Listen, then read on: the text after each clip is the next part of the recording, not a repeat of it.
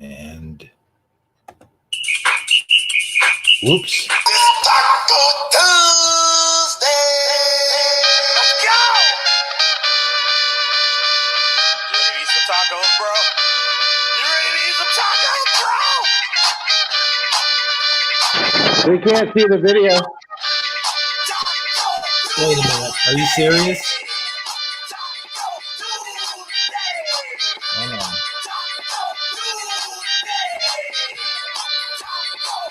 You can't see the video?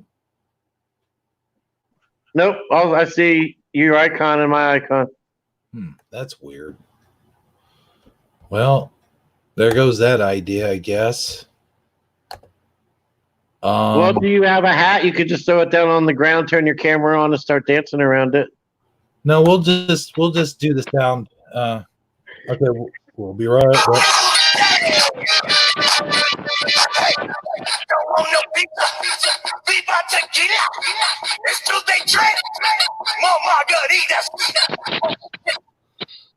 Anyway, hello everybody, and welcome to Taco Tuesday. I'm your host with the most that eats your toast and loves talking to the Holy Ghost. This is Hebrew77, along with Sagittarically Speaking, and we have a very special guest will be joining us shortly. I don't have to, I'll do the introduction to our special guest momentarily, but as for now, Sagittarically Speaking, I understand. How are your tentacles doing? You still have all 6? Tentacles? Is that what you said? Like an octopus? Oh yeah. Oh, okay. No, I'm down to appendages, and I got 4 of them. Oh man. You know, I lost one of my tentacles. It dragged on the bottom of the ocean floor, and I think a shark bit it off. You know, those little, actually, what it was is those little suction cups on the bottom, on my tentacles. A glass boat went by, and my tentacles got stuck to the bottom of that glass boat, and the glass boat went forward, and when you know it, it just ripped it right off there, man. I'll tell you, it was a bloody mess. I know. I've had that happen to me before. And like when the water gets cold, do your tentacles ever like get smaller? My tentacles tend to shrivel in cold water. Yes. Yeah, I get that a lot too. I think that's normal. You know, is it normal? Because man, that's what I've heard. I mean, everybody else I've talked to with tentacles seems to agree that that's generally how it happens or how it works. I can't believe my screen wasn't sharing. Is it because I didn't do this? Now there it is. Yep. Well, you want to start over? We could just pretend like none of this ridiculous never happened. Well, I'll tell you what. We will pretend like this never happened. But at the end of the show, I better have my shit together. Yeah, I would hope so. I hope this is the sign of the way the rest of the show is going to go. Oh, well, hey, it is Taco Tuesday. Just like Shifty Sunday, man, anything can happen. Well, yeah. Before I forget later, because I forgot last time to bring this up. Oh, yeah, the time change. Yeah, we had the time change. And we had a full moon. And we had leap year. And guess what happens this coming Friday? Friday. Is it Friday the 13th? You know it. Huh. So how often do you think we get like all of that in like a 13-day stretch? I don't know, man. I'll tell you what, that just happens every once in a blue moon. Oh, yeah. Yeah, once in a blue moon and a leap year and a time zone change and a Friday the 13th. I mean, if this isn't esoterical, I don't know what is. My tentacles. Okay, well, yeah, that probably would be as well. Man, I tell you know what? I'm really kind of not trying to keep talking about your tentacles because I think that's kind of like a personal subject. Well, I'm sorry about that, man. It's just sometimes they get sticky and they just they stick to the bottom of things and they hurt. Just saying. That's all I'm going to say about that. I'm done. All right, good. So how are things going out there in Illinois? Are you seeing as far as this like coronavirus thing is concerned, are you noticing any? Is it affecting you and your neighborhood? Well, I got to tell you something. I actually went shopping the other day, and I purposely went down the paper aisle, and I was like, you know what? Seems like there's plenty of toilet paper so far. I mean, there was a big empty space, but in all, I'd say we're doing pretty okay on that front. But I'll tell you what, and I made jokes about this on Facebook also, is like if it ever comes down to it, I'm just gonna clip me a bunch of leaves off of my trees and store them in Ziploc bags. You know what I'm saying? Okay, yeah, I can see how that would be working. Just make sure you don't use the vine leaves, especially the poison ivy ones. Well, yeah, I got to be careful of that because I got those vine leaves over my fence. Because they're talking about messing up your tentacles. Yeah, I'll tell you. I'll tell you what. Yeah. See how it all comes back? It all comes back around. Yeah, I know. And I'm just saying, you could have allergies or anything like that. Be careful using leaves, from your backyard. Yeah. Well, let me ask you this: how's the stores look at your neck of the woods? I know you. I don't know if I can I say it. usually get my groceries delivered. That's what I was getting ready to say, but I'll let you say it. No, and I do that because it's kind of a long drive to the nearest store from where I live because I'm on a peninsula, kind of on a peninsula. I'm like on a third peninsula down here, and Man, it's that's like a a lot of 20-minute drive to like the nearest store. Mhm. And I have this account with Instacart where I get free delivery. All right. Yeah, so I just have them bring it to me. It saves me the gas money and from having to go out and walk up and down the aisles. Right. It saves you the hassle and bustle of having to, you got to walk up and down the aisles. You got to weave in and out between people. And there's some people that should be on my next grinds my gears is when people have a family reunion in the middle of the freaking aisle. And then you're like, excuse me, please. You try to say it as nice as possible, but by the third or fourth, excuse me, please, you're finally going, will you guys please get out of the middle of the aisle? you know, just saying. Yeah, it doesn't seem like you do well with like coordinating with other people, Yeah. Well, you know, especially like in like crowded environments where you have to wait your turn and things of that nature. oh yeah. Well, hey, us Italians, we get very impatient. You know that. Gotcha. It's just the way it is. And speaking of Italians, I understand today is Taco Tuesday night. Yeah, which actually has nothing to do with Italy whatsoever, but that's okay. Well, you know that the Spanish language is very similar to Italian language. Oh, really? I honestly didn't know that. Yeah, oh yeah. We say some of the same words like we'll say occasionally we'll say adios for goodbye, or we'll say I thought Italian said arrivederci. well, yeah, but some of us Italians can't pronunciate that, so we'll just say adios instead. Oh, okay. No, what's the other one? Come sta? That means the same thing in Italian. Oh, okay. It means get lost, right? Well, no, get lost is a hand gesture. Oh, okay. I can't really do that on there, but you get the gesture of it. I mean, the gist of it. Gotcha. But no, seriously though, man. In honor of Taco Tuesday night, I actually had taco salad. I've made that sort of a tradition now. All right. Well, we're less than 10 minutes in. We brought up food. We're on a roll, man. Yeah, that's the thing about every show. At least one thing, and that's we're always going to bring up food. So, how was your taco salad?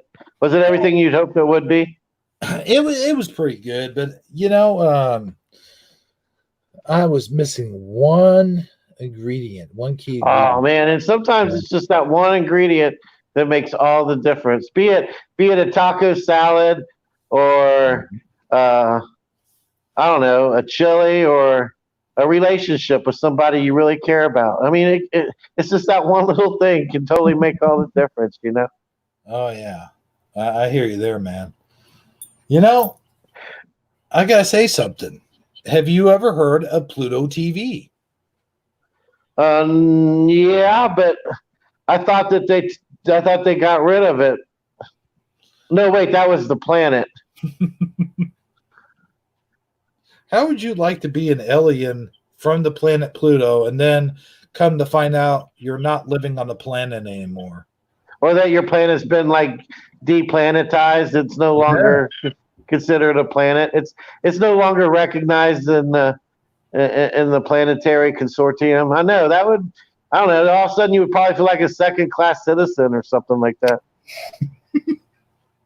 Yeah, I tell you yeah, man. It's like just imagine all the parents that named their kids Pluto after the planet, and they thought, "Yeah, man, that's going to be a cool name. Everyone's going to like that because it's a planet, and that's how high esteem I hold my children up." And then, Mickey named his dog Pluto because he thought it was cool because of the planet, and now everything's not cool anymore. You know how like Smith is a common last name here in the states, and Chen is a common last name in China. I heard that on Pluto, like one of their most common last names is Nonium. Nonian. Yeah. I'll tell you what, man, that doesn't even sound made up. That sounds like the real deal. It sounds like you came up with that one, like you've done 7 years of research on it.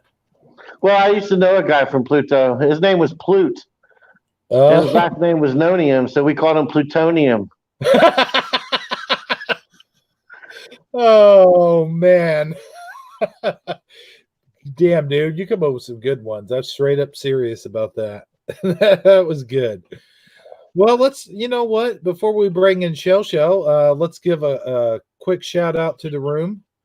All I'll do right. it real quick. We got Shell's Time Adventures. Armor Up is here. Hey, Armor, how you doing, brother? Preliminal is in the room, and you know what? That's all who's talking right now. I know there's at least 6, 7. There's a bunch lurking. Let's just put it that way. Well, you know what? I want to thank each and every single person in chat.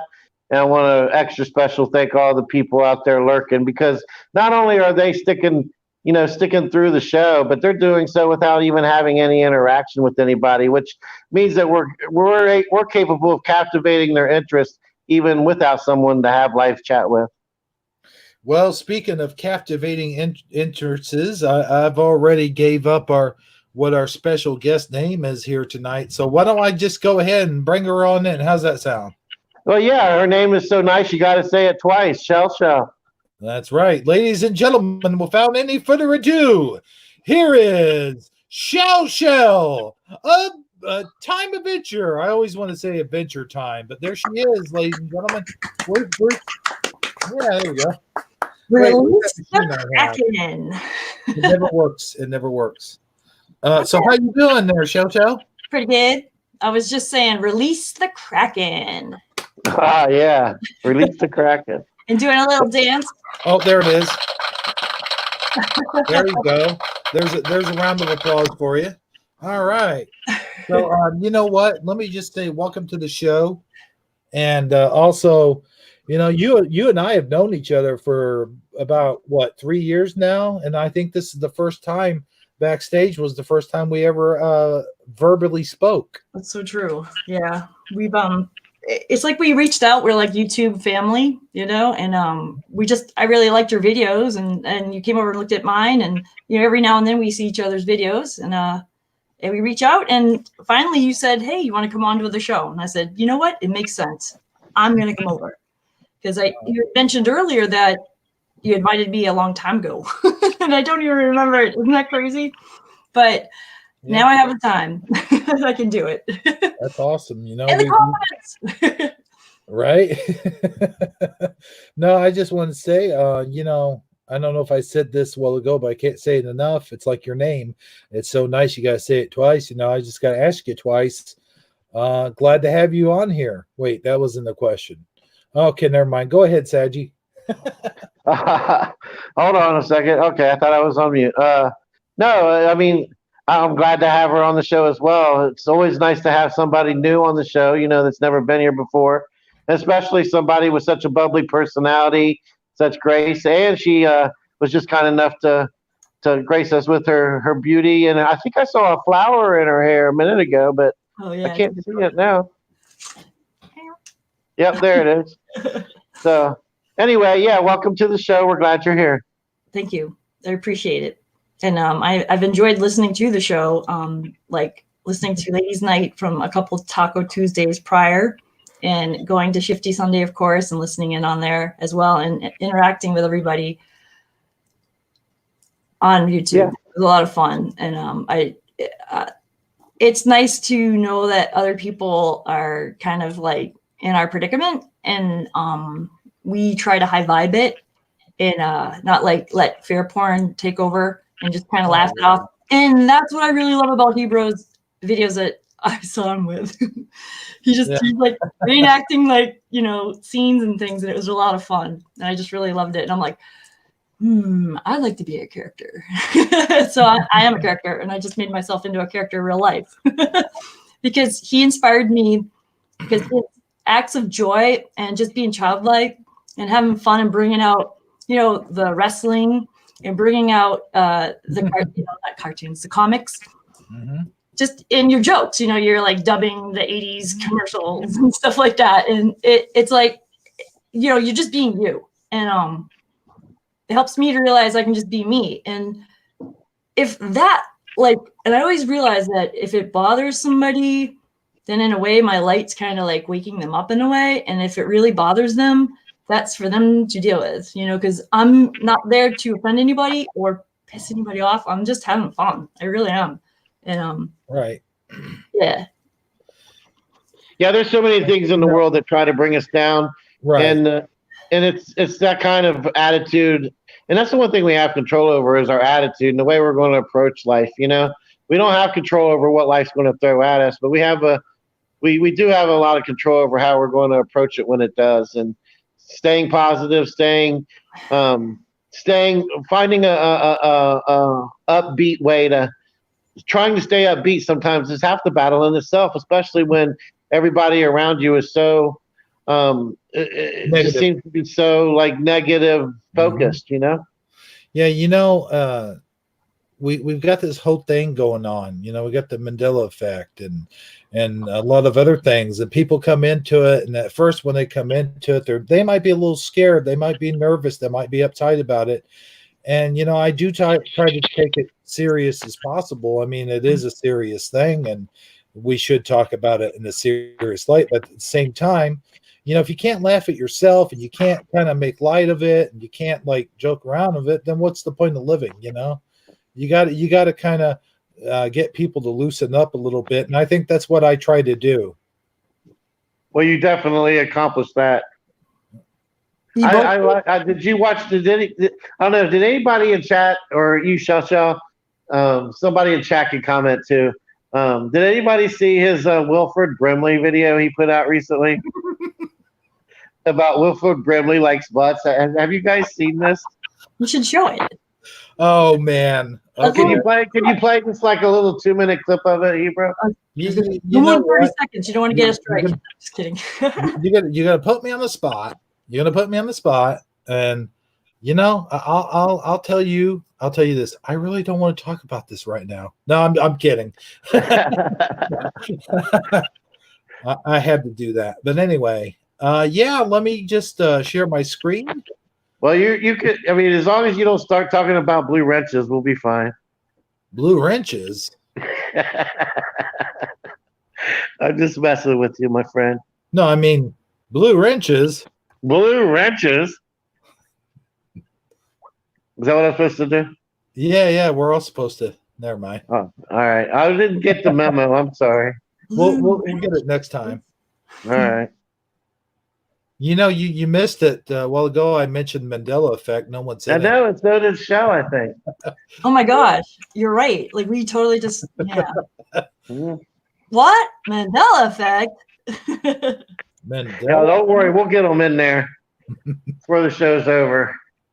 Oh, here it is, right here. I don't have to go any further. It's right there in my feed. So Yeah, let's not do too long. We don't have to watch the whole thing, but let's get about yeah, 2 or 3.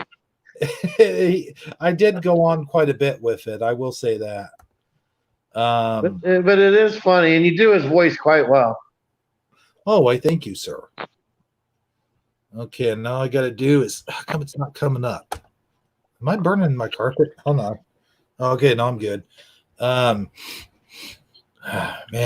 Okay, where am I? Here I am. Put it in the stream. Oh, there it is. Hello, you. Okay, let me put it in big screen. Can you guys see that all right? Yep. Okay. Yeah. Yep. Let me know when you can hear it. There's no sound right there, so don't worry about that. And your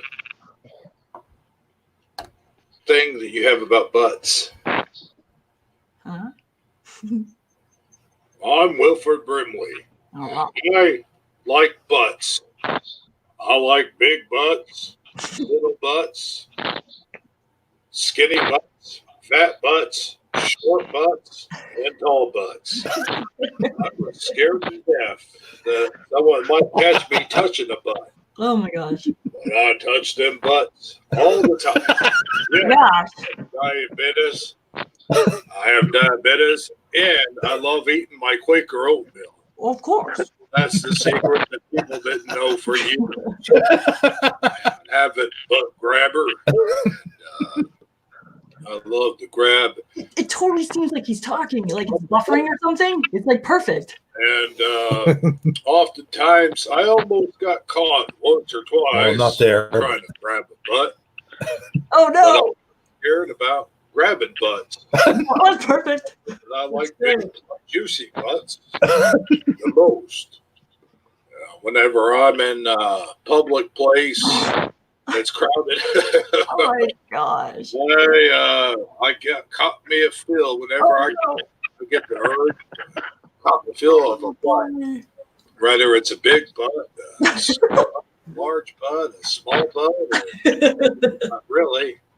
And it doesn't necessarily have to be a woman's butt. Oh my gosh. I think that's the most important thing. He's Is really thinking about that one. Look at him. doesn't know anything about this, and neither do you people there watching at home. All right, I think you can stop it now. Wow. Anyway, Wow. this is Walter Brimley, and I approve this message. Oh my gosh. I thought I'd end it there. There we go. Yeah, there you go. That was hilarious, man. Wow. Swear, it just looked like it was buffering. It's like I thought it was like the real video. I'm like, oh, really? Wow. It's like, no, you're doing the dubbing over it. Oh my god. Right. You know, there's some people. I saw you had posted it on Facebook. I don't know if you got any comments on it, but I bet you somebody somewhere is going to watch that and think that that's really him. Oh, maybe. Yeah. Some of it does sync up. I will say that. Other parts of it, you can see his lips not moving, but for the most part, I think it does sync up, don't you? Yeah. The only thing is I couldn't make it all the way through. It's like, I don't know, it's like 10 minutes long, 7, 8 minutes long, isn't it? Well, it's 5. Yeah, like about 6 minutes long, I guess. Okay. Yeah, I made it about 4.5 minutes into it, but I was cracking up those first 4.5 minutes, my man. Why am I missing comments? Is there any more comments being made? Sometimes you have to leave and come back in. Especially if you were in before the show started. Well, let me do this. I forgot to put some banners up there. We don't have a call-in show, but I would like to get my product out there. For those of you that don't know, I do sell T-shirts and coffee mugs and blah, blah, blah. I don't really like to talk about it too much, so I just have it tickering on there, you know? Right? Yeah, I mean, the main purpose of what we do isn't to try to sell you anything, but any support, or if you're into our show and you want to support it, and or you just would like to have something that says Shifty Sunday, because I don't think you made anything that says Taco Tuesday, did you? I have not, but you know what? That's not a bad idea. I'm sure there's people out there that would like a Taco Tuesday shirt. Do you make sure that on your videos you make sure that it can be embedded, that you allow it to be embedded, because then you can go global, like people put it in their own websites and stuff? Well, I would if I could, but actually I don't have enough subs. Like I do. Sadji, what are you starting up there? Say what? Sound like you're starting up your little motorcycle. The tentacles, they're going, Oh yeah, that's his tentacle. Reggie, keep your tentacles to yourself, will ya? He's trying to go through the airwaves and reach out to everybody, you see. Oh, okay, that's what he's doing. Yeah. Hey, Well, I set my phone down just long enough to clean my glasses because I was trying to read chat. And then that's when you said something. It's like, so, oh, you need to be holding me. Stop. You need to be holding me. I know, right? It's having a nervous breakdown. I don't. It would be funny to find out that my phone has just as much separation anxiety as I do when we're not together. Well, no. Why didn't you try it again? See what happens. Yeah. All right. I set it down. Anything? No, not yet. Well, I guess it doesn't miss you as much as you thought it did. Yeah. All right. No, but seriously, Shell, I gotta tell you. First of all, where did you get the name Time Adventures? It's definitely like what you thought. You're like, oh, I really want to call you Adventure Time, And it's like, I love that show, Adventure Time. And oh yeah, it's to me, it's strange. I know that show is deep. I really, I can pull like messages out of that show. Like I'm like, oh my god, that's like my life. Like something's happening, and I can totally see like people in my own world, like at work or whatever, doing some weird stuff to me. Whatever. But it's synchronistic. Like when I see a certain show or whatever, I really love that show, and I love all concepts of time and all time shows and all like movie shows that have to do with time. And I'm a total time snob because like I totally feel and I think I know how time operates. And it's just like that. So I'll watch a movie and I'll be like poo-poo to that or whatever. And no, that isn't how it works.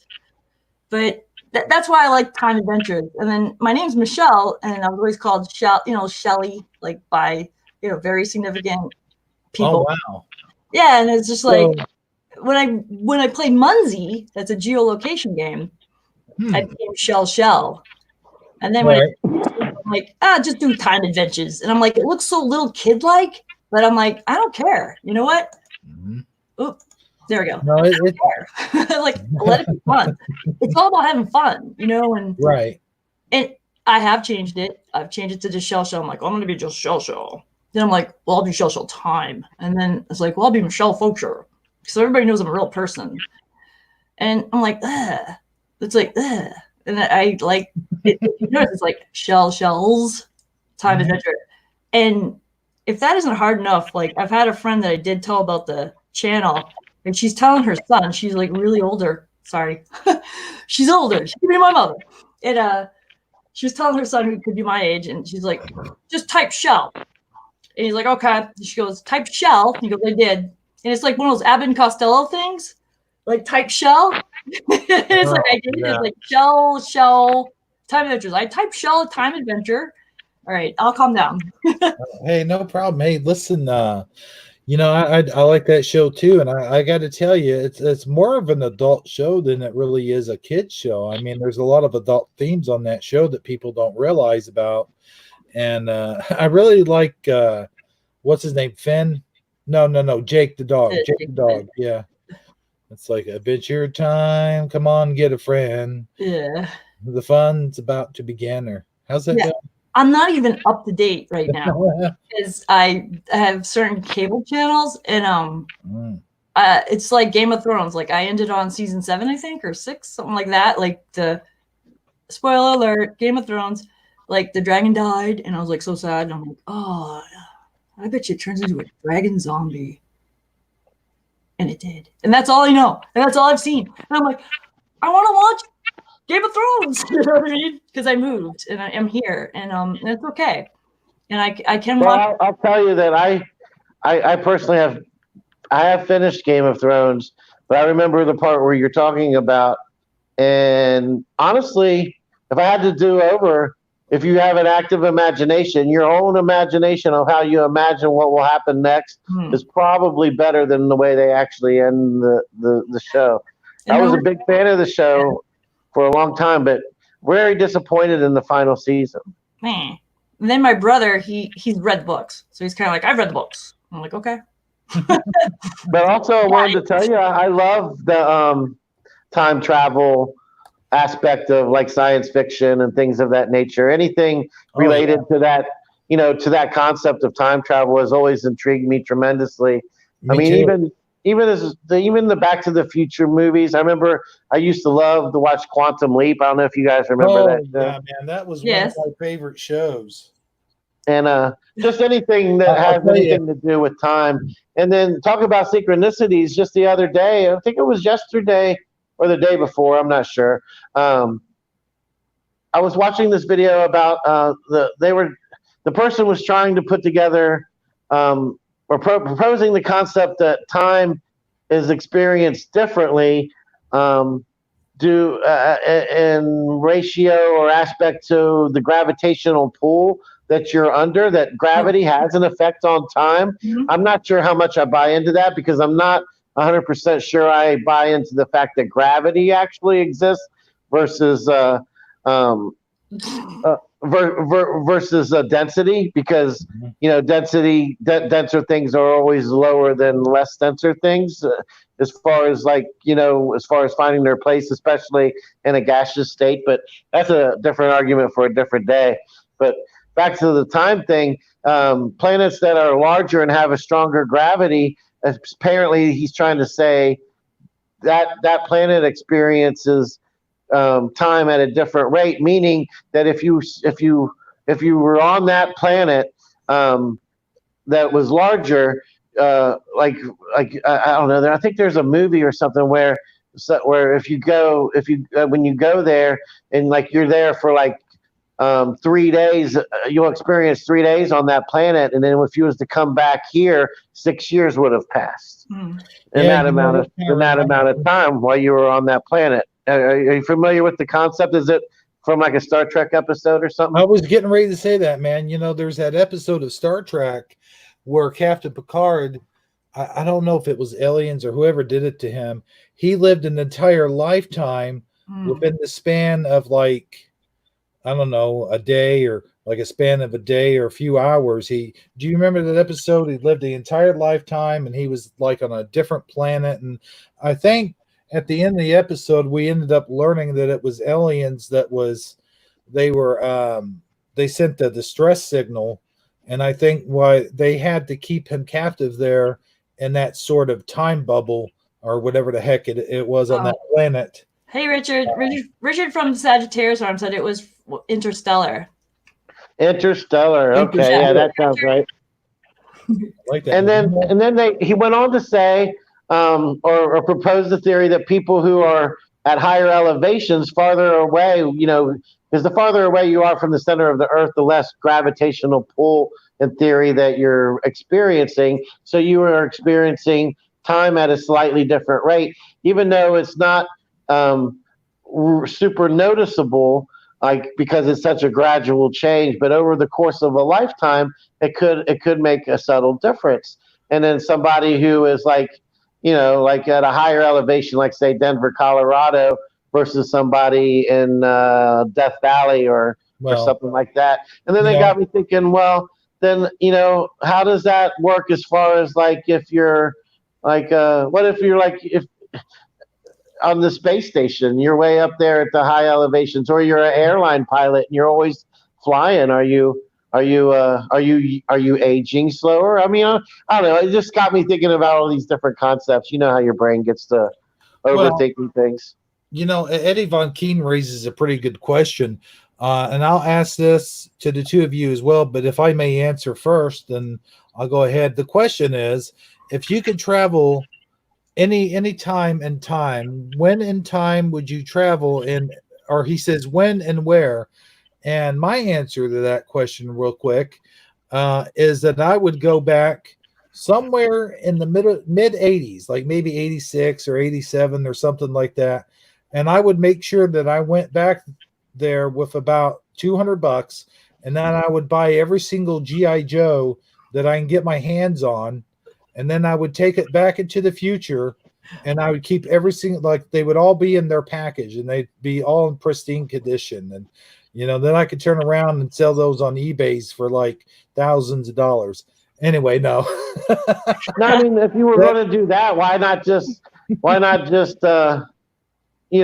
get the sports grab an almanac or right. or just take the knowledge that you have and go there, win a bunch of money, and bring it back and buy whatever you want. Well, no, because I really like GI Joes. I guess that's why I gave the answer. Okay. They remind me of time in my childhood that was really sweet and innocent.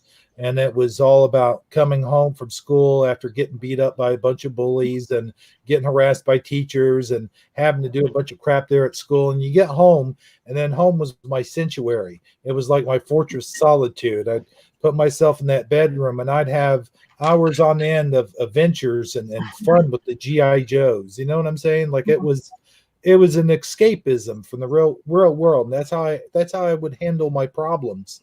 Okay. Well, you know what? We all have ways of handling our problems. At least you chose that versus like heroin or something. Well, yeah, I don't see the 8-year-old with heroin. Walter White.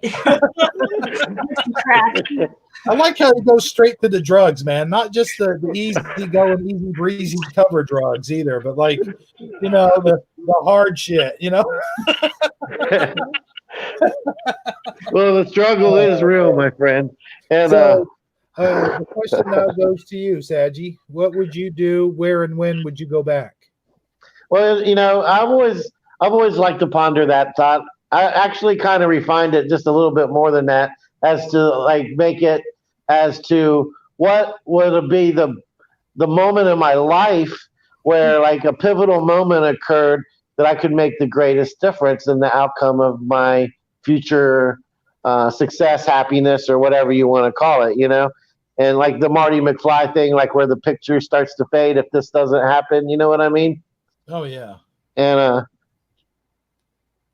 I don't know, man. I'm always coming up with different ones, but then I have to think about the outcome, because I don't want to change the outcome of my children. I want to still create my children, so I still have to meet the people that the women that I met and had children with, because I don't want to deny that. And then I start thinking, well, would the kids still come out the same if it was a different person? It's just like you overanalyze everything so much, because they would look slightly different, but would they still be the same personality? I mean, it's just all, blah, blah, blah, blah. But anyway, I think if I could go back to a specific time, I would probably go back to to do a do-over, probably like right around the time I'm graduating high school, about the time I get my driver's license, because that's like kind of like when I know I remember what my dreams and my aspirations were, and how I let life and obstacles of life deny me those things, and how I would take a different attitude this time, and I wouldn't give up on my goals. I would stick to the dreams that I had, and I would follow through with them, and accomplish the things that I originally wanted to accomplish when I was in that mental state. That's what I think my answer is. Well, I'm going to tell you real quick before Shell dishes out her answer. The way I understand the concept of time travel is that when you do travel in time, you can only travel within your own lifetime. And when you do, no matter what you do in that time period, is not going to interfere with current events, because you're going back in that time period as yourself, like at the age you are now. Oh, okay. So, Mhm. but, and then again, and on top of that, I can't see my other self because that would cause a paradox, right? Well, I don't know about that, but I mean, yeah, it probably would cause a paradox. But that's the way my whole 2 cents on the time travel issue is that whenever we do go back in time, we're actually traveling back in time while we're in our current timeline. So actually, anything you do or say would not interact with anything that's going on in that timeline, in my opinion. Now, Right. as for your answer, uh, what would you do, where, and when? There was a lot of good information there. Well, my first initial thought was to just be here now, like to totally time travel to now and understand all time, but being here. You're right, because they had like these niches and they would do sound healing and they used crystals. I was like, what? I saw this like on Ancient Aliens or something. And I loved what he said, and I'd love to go with him. And then I started to think, is it my body going there or is it my consciousness?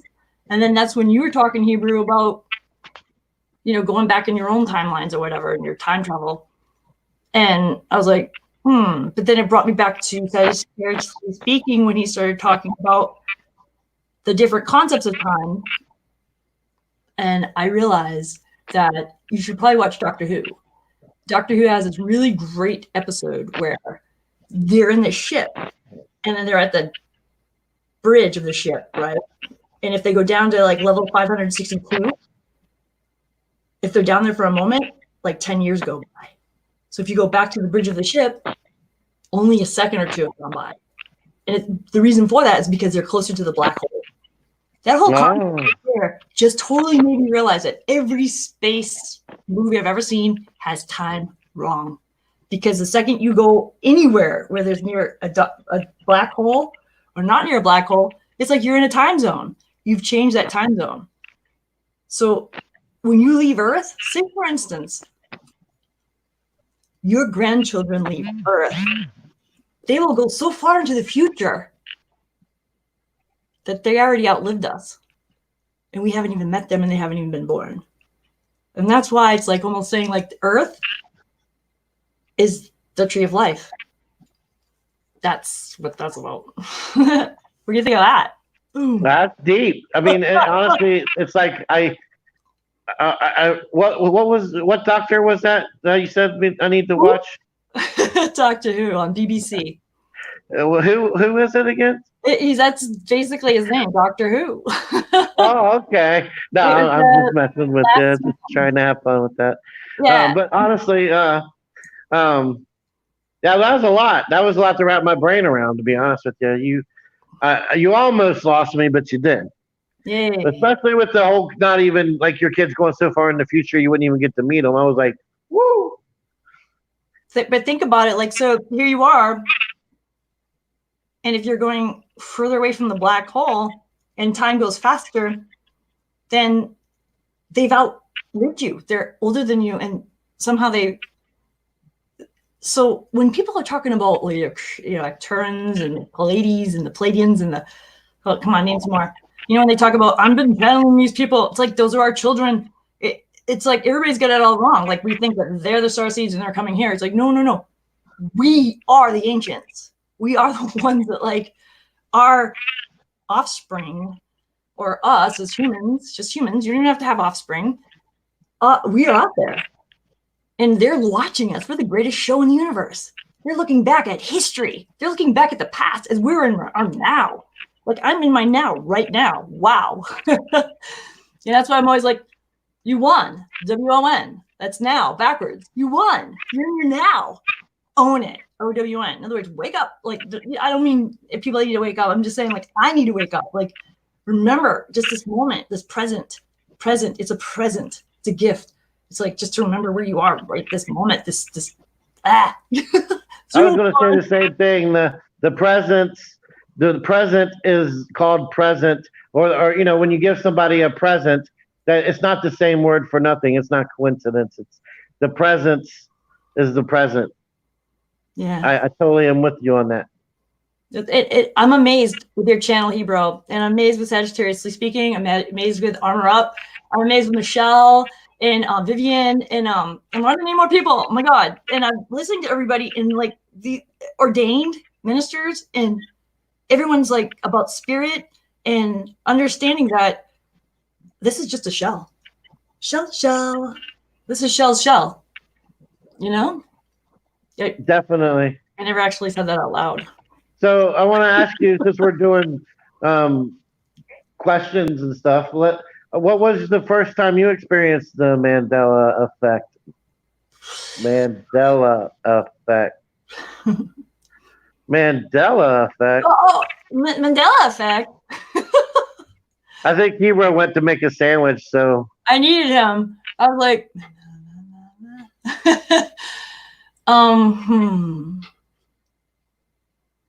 So, all right. I think that there's like a difference where, like, all right, are you awake and aware, right? Are you awake and aware and you know there's other people going through the changes that you go through? And then it's like, oh, there's a name to it? Like we can put our finger on it? Like there's actually people that remember certain things that like I remember and things that really changed? Like what? And things are changing right now? Okay. So then when you sit there and go, all right, well, when did I start noticing all this? It's like, well, maybe that's why I'm not a really good speller. Maybe that's why I don't really care about math. You know, because like maybe as a kid, words were changing and I didn't really know. And I'm like, I'd misspell it. And I'd be like, well, I thought I spelled it right. Oh no, it's spelled this way now. But I didn't like get all like, you know, like panties in a bunch, you know, like, oh, I'm going to be the best speller in the world. Like I just started to get to the point where I'm like, I guess I don't spell well. It's like, all right, that's me. Do you know what I mean? I'm like, yeah, okay. totally. I agree with you. With me, it wasn't spelling; it was math. I always tried to do my math with a calculator, and it was back before teachers just went ahead and gave up and said, "Everybody, just go get a calculator," because in school now they actually require kids to have well, I guess they got built in on their smartphones. They probably don't have to go buy one now, but there was actually a time when I remember my kids in school, we had to go buy a scientific calculator for them to take their math class. Yeah, it was like kind of like it's standard. You needed to have it. Yeah. But so the most significant thing I guess I could say that ever happened in my life, maybe is like hearing your future self, right? I didn't really know it was my future self. So, all right, we went on a trip. I lived in Texas, and we went on a trip, and we were going to Mexico. My grandmother and my aunt came down to visit, and I was like 10 years old or something like that. And we live in San Antonio. And so we're going to drive down to Mexico, and we did that, and we're coming back. And so everyone's in that good old, Plymouth station wagon with like the wood paneling on the side. Like, oh, yeah, that's awesome. We're talking wood grain paneling. It's like, okay. And so I'm sitting in the seat where I normally sit. I'm sitting in the middle between my dad and my mom. My dad's driving, and behind me is my brother and my grandmother and my aunt. Sorry, I didn't mean to. It's good. It just reminds me of Family Vacation, the Woody. Yeah, okay. So it's nighttime. And you don't even have to have your seatbelts on. You can just drive, whatever, we got the air conditioner on. I'm playing with the air conditioner thing. And then something says, I hear, you should put your seatbelt on. I'm like, okay. So I put my seatbelt on. And it's just a little lap belt. And you know what? Something happens. And someone came onto the highway, and then we're spinning all around. And I would have went shooting up the windshield. And I almost think I remember I did. Ooh. And then I didn't. Do you see what I mean? So it's like, is that a Mandela effect? Yeah, I would say that it's a phenomenon. I don't know that it's the same exact phenomenon, but it's definitely a where you're experiencing multiple realities. So you could say it's in the same subset as the Mandela effect. Right. Mandela effect. I know, right? Mandela effect. So here's the thing. I guess the question would be to ask my brother when he can see or talk about it. Mm-hmm. Do you remember a lifetime where I wasn't here and I died in that accident?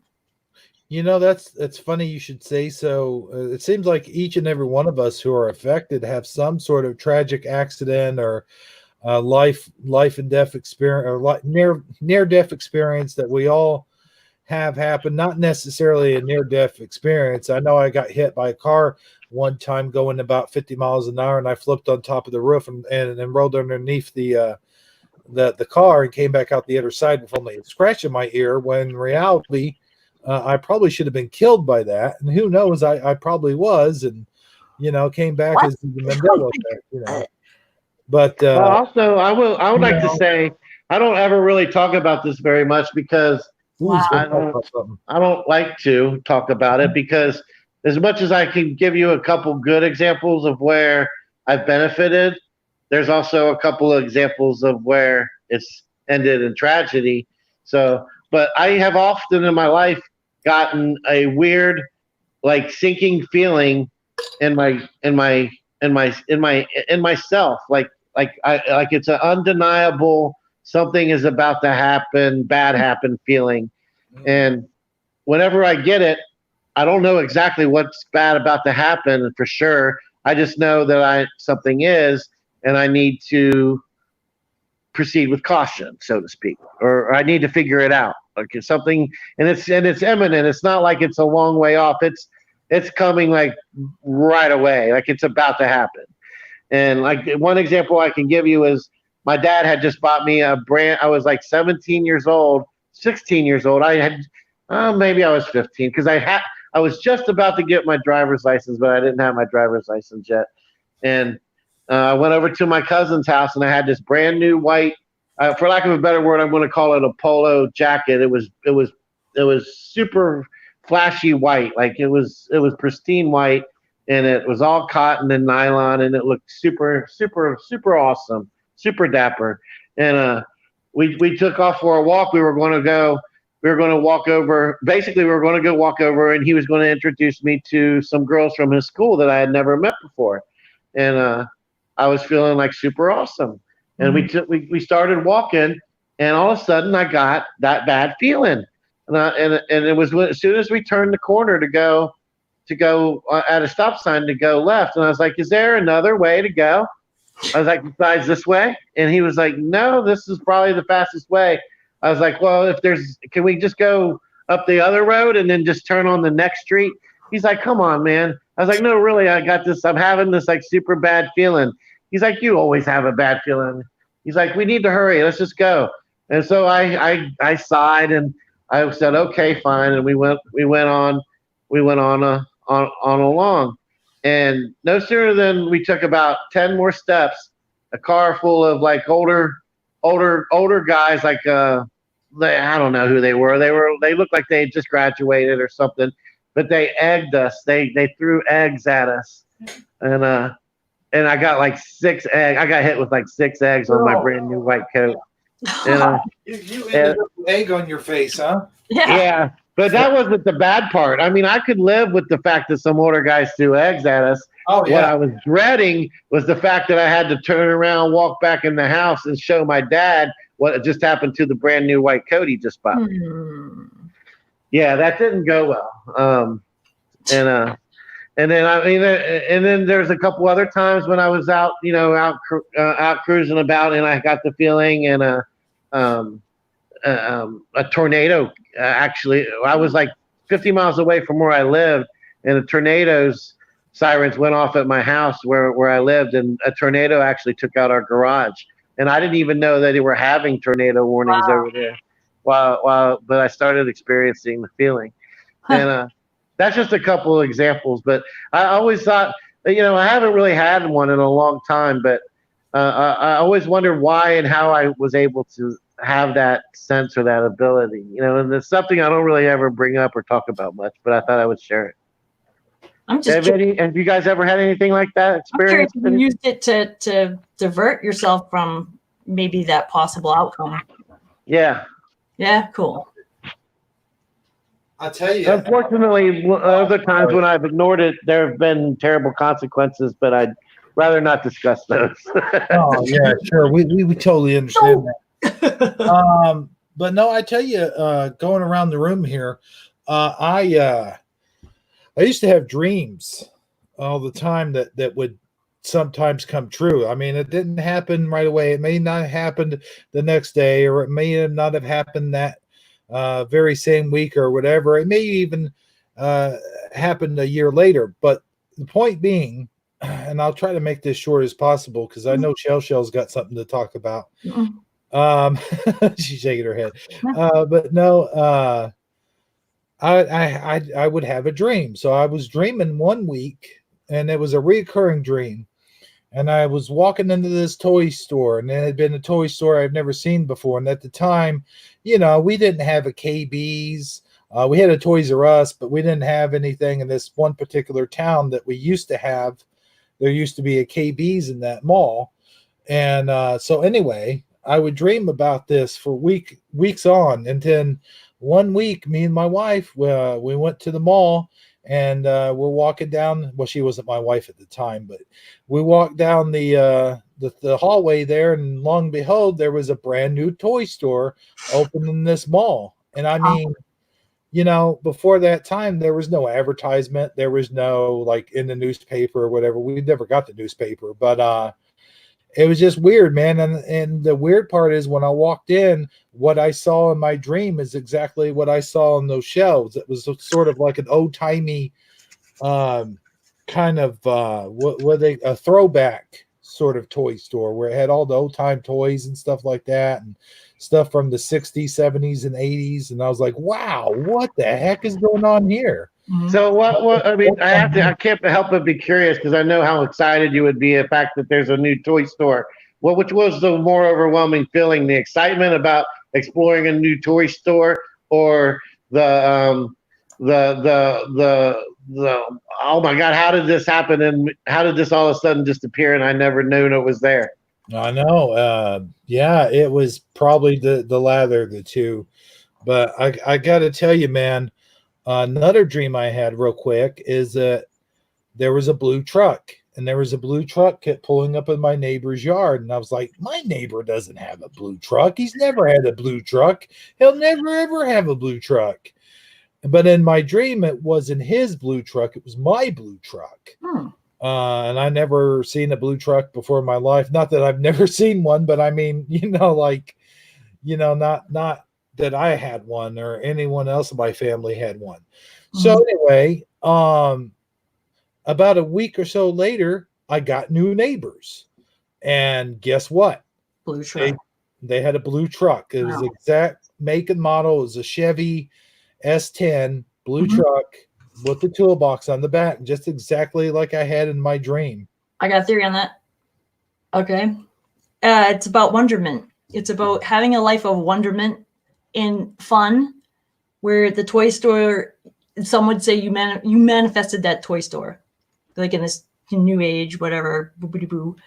They would say, from all the videos I watch and the people that have been expressing themselves, and I like what they say. I like that they say, if you go about your life in wonderment, joy, and gratefulness, that you can manifest anything.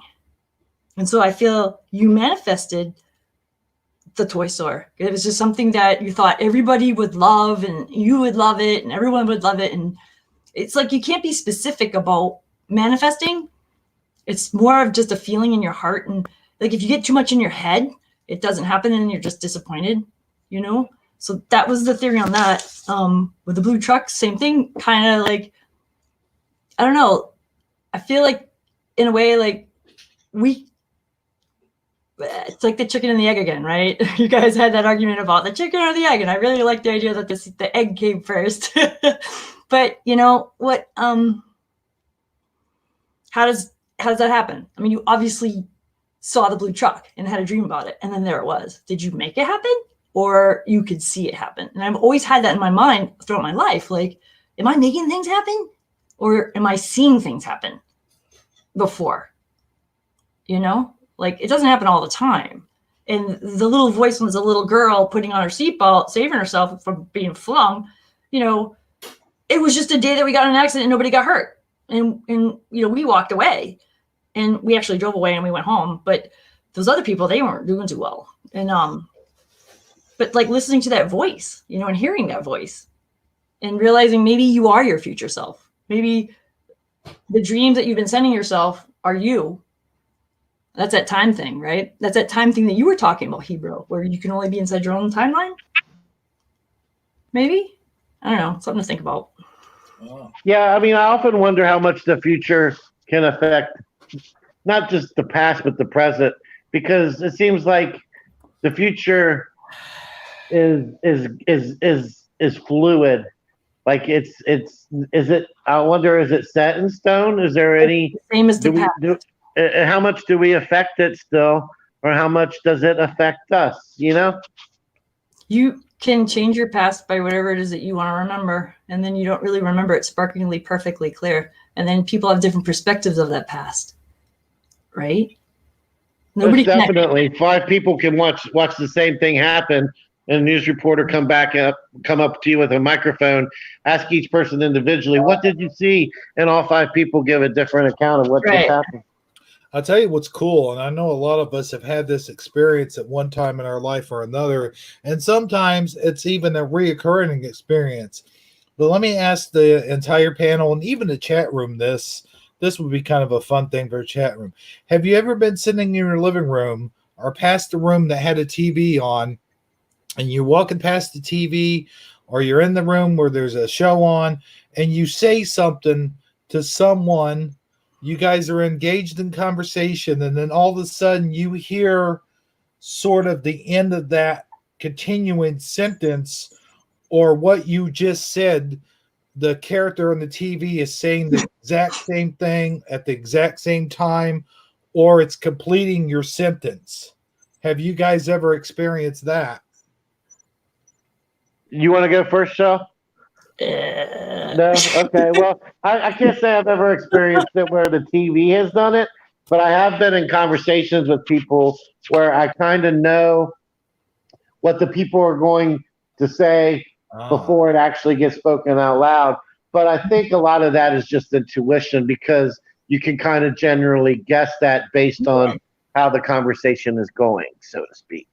But I have experienced that where it almost becomes a deja vu effect. And then what I've noticed is whenever I actually say it out loud, I'm experiencing deja vu. Then the deja vu is broken. It's immediately ends, and and nobody ever has said, yeah, I'm experiencing it too. So I've learned over time just to not say it's a deja vu and let it run its course, because that's the more fun and exciting way to experience it. Right. And I've had deja vu moments like that as well, where you'll be sitting in a room somewhere and somebody will get in a conversation with you, and you wait, did we not have this exact conversation at the exact same time in the exact same room at the exact same setting? It seems like I those moments come to me as well. But Richard from Sagittarius Arm says, I guess to my question about the TV character saying the same thing as you're saying at the exact same time, his reply was yes. Eddie Von Keen says no. But we go ahead, Shell. I'm sorry. I mean, my brother and I would have fun. You know, my brother John, if he's watching, I hope you watch, John. But we would sit in front of the TV, we would talk, and we could like turn down the volume and make, like you did with that video earlier, like make the character say things. But yeah, I feel like sometimes I watch shows and movies, and it's like I already know what's gonna happen. And it's almost like I wrote it, you know, it's like, all right, this is going to happen. That's going to happen. And especially when you watch it with another Mandela affected person, you watch it with them. And it's like, we're like, bup, bup, bup, bup, you know what I mean? It's like guardrail right, guardrail left. There we are. It's like bowling for strikes all the time. You know what I mean? It's just, you have that. Also, you'll have what they call foreshadowing. And it's always kind of cool that you can make that connection from what they said at the beginning of the show, and you're like, it's all come together now. They foreshadowed that earlier. I knew it. All right, so here's a question for you. Are we on an earth where they have to really handhold people through these types of shows and movies that we're like, oh my God, like I totally know what's going to happen. Why are they holding our hand through this? You know, it's foreshadowing this and foreshadowing that. Yeah, I hate it when they make it blatantly obvious, like zoom in on a coffee mug that you know is about to fall off the table or something Right. later in the show. But when they make it a subtle reference where you have to actually kind of pay, you have to you kind of subliminally pick up on it more than they make it blatantly obvious. I'm with you on that. Right. And that's a sign of a good writer, I think, when a writer is able to kind of tie those things in together. Or I also like in stories or movies, for that matter, where you have like 2 or 3 different groups of people, and somehow throughout the course of the movie, they're all going to have some type of effect on each other, but it's yet to be, it's yet to actually they're yet to actually interact with each other in the movie. You know what I'm saying? Yeah, I don't know if I'm explaining that well, but I think you guys know what I'm trying to say. I just wanted to bring up 2 things real quick. First of all, Michael Fontaine has joined us tonight. Michael Fontaine. MFer. Hey, MFer. That's perfect. Yeah. And also, Richard from Sagittarius Arm comments, I've had it with one word in the conversation. I have said a specific word, and then the TV person says the same obscure word 1 second later. What are the chances of that? Yeah, that's exactly what I was talking about. Is like I've had several of those moments, in fact, and it seems like here lately, more than ever. And it seems, and I don't know if there's a correlation between the 2 things, but it seems like I'll have an ear ringing right before that happens. Wow. And then it happens. So, yeah. Yeah, and I have synchronicities pop up a lot too, like where a word starts just reappearing a lot. Like for me, in the last 24 to 48 hours, it's been the word propaganda. I actually watched a video where the word propaganda was used, and then I found a video that I shared in our Shifty Sunday thing where I found some old propaganda from an old swine flu thing back in 1976 or something like that. We might play that later, Hebrew, if you want to. Yeah, sure. I might pop that up right now. And then I was listening to Ryan Gable on Fringe FM. I listened to that show sometimes late at night, and he used the word a couple times, and it just seems like, how often do you hear the word propaganda in the course of a year? Maybe 5 times, if that. And I've heard it like 4 or 5 times in less than a day from different, totally unrelated sources. Yep. And I don't know. It just seems like that kind of stuff happens. I don't know why it happens and what causes it to happen, but it does happen. Let me get that up. But with all that being said, while he's getting the video, well, no, we'll wait till after we watch the video show. I want to ask you if you have a particular Mandela effect that resonates with you stronger than others. Yeah, I do. Yeah, definitely. And then we'll talk about it after we watch the video. Sounds good. All right, let's do it. This video is, I'm going to go ahead and set it up. It's from it's a 60 minutes clip, and it's from back in, I think it's from back in the 70s, and it's back when the news actually was still kind of not 100% sold out to the propaganda. It's not to the corporate infrastructure and the New World Order or the cabal or the deep state or whatever the heck you want to call it. Now, I do want to point out that this did occur on CBS, and it is coming from CBS Studios. We do not own CBS nor the rights to CBS. What we show here today is strictly in the interest of educational purposes. And you might want to pause it about every, I don't know, 30 or 40 seconds in for just a half second or two, and we can comment on it.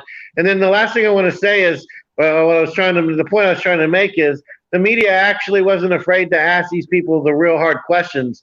And you guys tell me, my opinion when I was watching this is this guy that he's drilling kind of near the end, the guy that was the head of the CDC.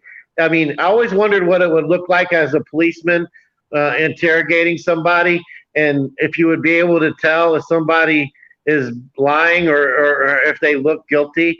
You guys tell me, does this guy look like he's lying, or looks guilty after you watch the video. I want to just see how much. If it's just me that sees how painfully obvious it is, or if everybody else can as well. Yeah, we'll take a good look. All right, go ahead. All right, cool. So here's the video. The flu season is upon us. Which type will we worry about this year? And what kind of shots will we be told to take? That's Dan Rather. The swine flu scare of 1976. Oh, yeah, it is, isn't it? That was the year the U.S. government told us all that Oh, wait, swine no. flu could turn out to be a tumor that could spread across the nation. And Wait. Washington decided that every man, woman, and child in the nation should get a shot to prevent a nationwide outbreak, a pandemic. Well, 46 million of us obediently took the shot. And now 4,000 Americans are claiming damages from Uncle Sam amounting to $3.5 billion because of what happened when they took that shot. By far the greatest number of the claims, 2/3 of them, are for neurological damage or even death, Oh, wow. allegedly triggered by the flu shot. We pick up the story back in 1976 when the threat posed by the swine flu virus seemed very real indeed. Bum, bum, bum. Okay, so you want to talk about that real quick? Yeah, go back like one frame, back to where you can see the caption he had behind him. What are you talking about? Like click back like 10 seconds in the video. Okay. Yeah, right there. Now look at that. I guess it's a needle. Is it just me, or does that kind of resemble Oh, no. does that kind of resemble a rocket, and it looks like it's going to a planet? I mean, To the I sun. know back then the big space race thing was kind of still new, but I don't know. To me, it looks more like a rocket shooting out in space with a planet behind it than it does a needle. Any thoughts on that, guys?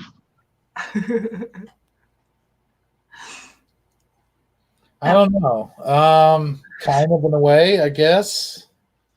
All right, I just thought I'd bring that up. It looks like an Apollo rocket to me, but that's just. I can see that. It's just a classic syringe, like. Yeah. You're right though. The way they did the circle and stuff, it looks like a planet or like I don't know the sun or something. And then I guess it looks like a big rocket going towards it or floating in like space. Yeah, it's just kind of weird, but Rather, yeah. Yeah, I digress. I just wanted to share that. I had that thought when I saw that. Okay, cool. This virus was the cause of a pandemic in 1918 and 1919. 1918. I talked about that on Shifty Sunday. What's that? That's a great big the influenza flu that hit in 1918. It actually kind of started out here in Fort Devens in Massachusetts with the Army, something like that. Yeah, and it was They're actually going to talk about that on this video. Oh, really? You know what's weird to me, guys, and this might be a Mandela effect for me, is that I never heard of this back in those days. Of course, I never did because I wasn't born yet, but also because I never heard anybody really talking about it or saying. Well, that's what's so weird is the media would never bring this up again. You would never see this on the news today because it doesn't go with the narrative that they're currently running. It would totally blow it out the water. But the thing is, where the Mandela effect kicks in for me is I could have sworn back in 2000 and I guess it was 10 or 11, the swine flu was reintroduced again in 2007 or 2008, and this was never brought up that it was actually a thing back then. That's what I'm saying, though. Isn't it funny? We just had a swine flu come back around, and nobody seemed to ever remember the fact that this already happened once before. That in itself, to me, is kind. I can see how you would call it a Mandela effect because it's like it's been erased from time. It's like this never happened. And according to the media, of course, they'll never acknowledge it. It will never be brought up. Right. But yeah, go ahead.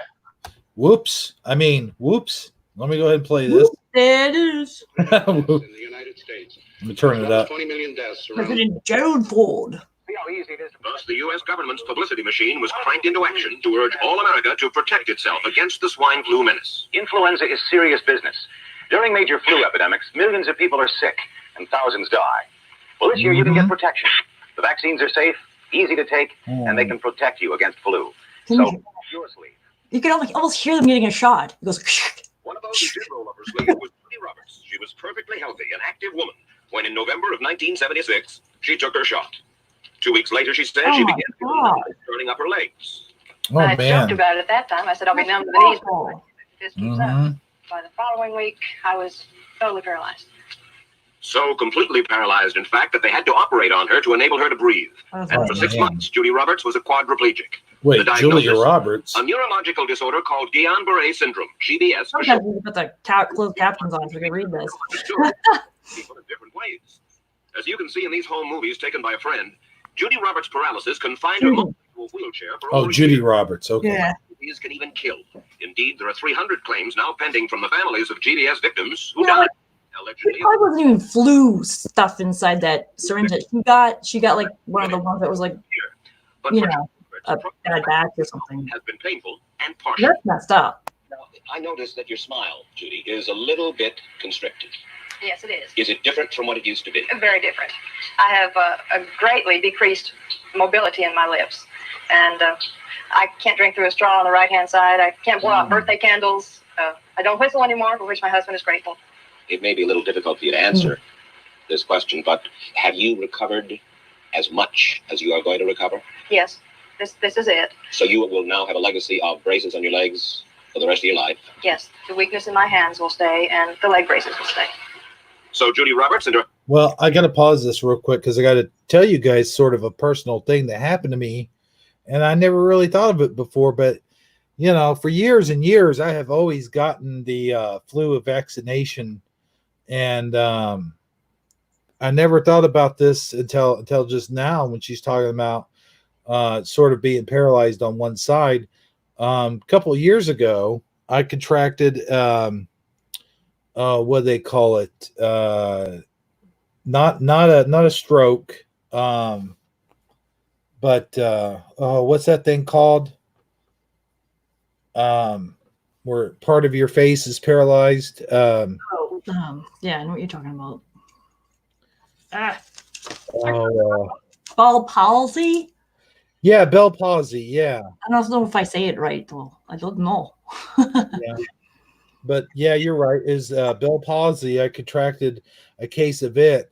I was very fortunate though. They gave me some antibiotics to fix the problem, and yeah, I couldn't chew on the right side of my mouth. I couldn't talk. I was literally talking out of one side of my mouth, and it was weird because I didn't even notice it. And then I went up to my grandparents' house. My sister was up there.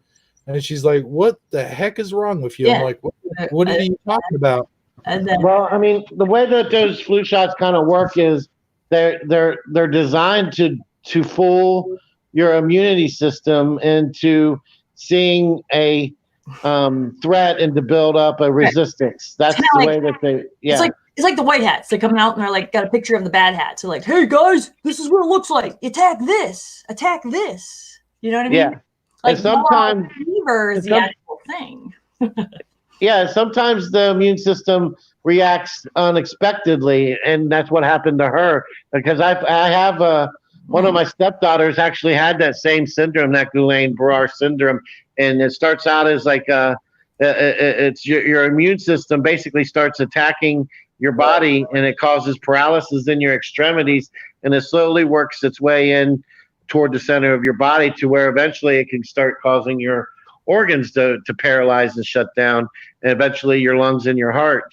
And the way that they treat it is by giving you a plasma and blood plasma infusion, like transfusion or whatever the word is. And it took she was in the hospital for a long time, and she slowly gained her ability to walk and stuff back. She turned out much better than this Judy lady here, and I'm sure a lot of it has to do with technology being better now and the fact that they caught it. But yeah, that's basically what had happened to her, is that shot caused her body reacted in a bad way and started attacking. The immune system started attacking itself.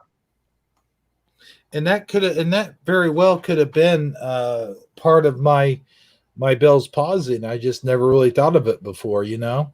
And if, with that being said, bro, I'm not telling you what to do, and I'm not a doctor or anything, but I would be cautious to get any more flu shots if I was you. If you had that kind of reaction to one already, you already should know I mean, that. that's been years Yeah. ago, but yeah. Yeah, I'm just saying, it's possible it could happen again. Unless yeah, Sorry. yeah. That's what I'm saying. I'm not telling you what to do. I'm just saying, unless you consider yourself high risk, you might be better off taking your chances with the real flu than having something like that happen to you again. Right, because our body. When you were kids, did you just get the chicken pox, or did you get a chicken pox shot? I got chicken pox. Me too. Yeah. So like my body, like, went through the chicken pox. I don't think Yeah, same here. I got the chicken pox. Yeah. I got like a scar somewhere, like, like I kept going scratching it and I got that scar. So yeah, they actually used to have, chicken pox parties, did they not?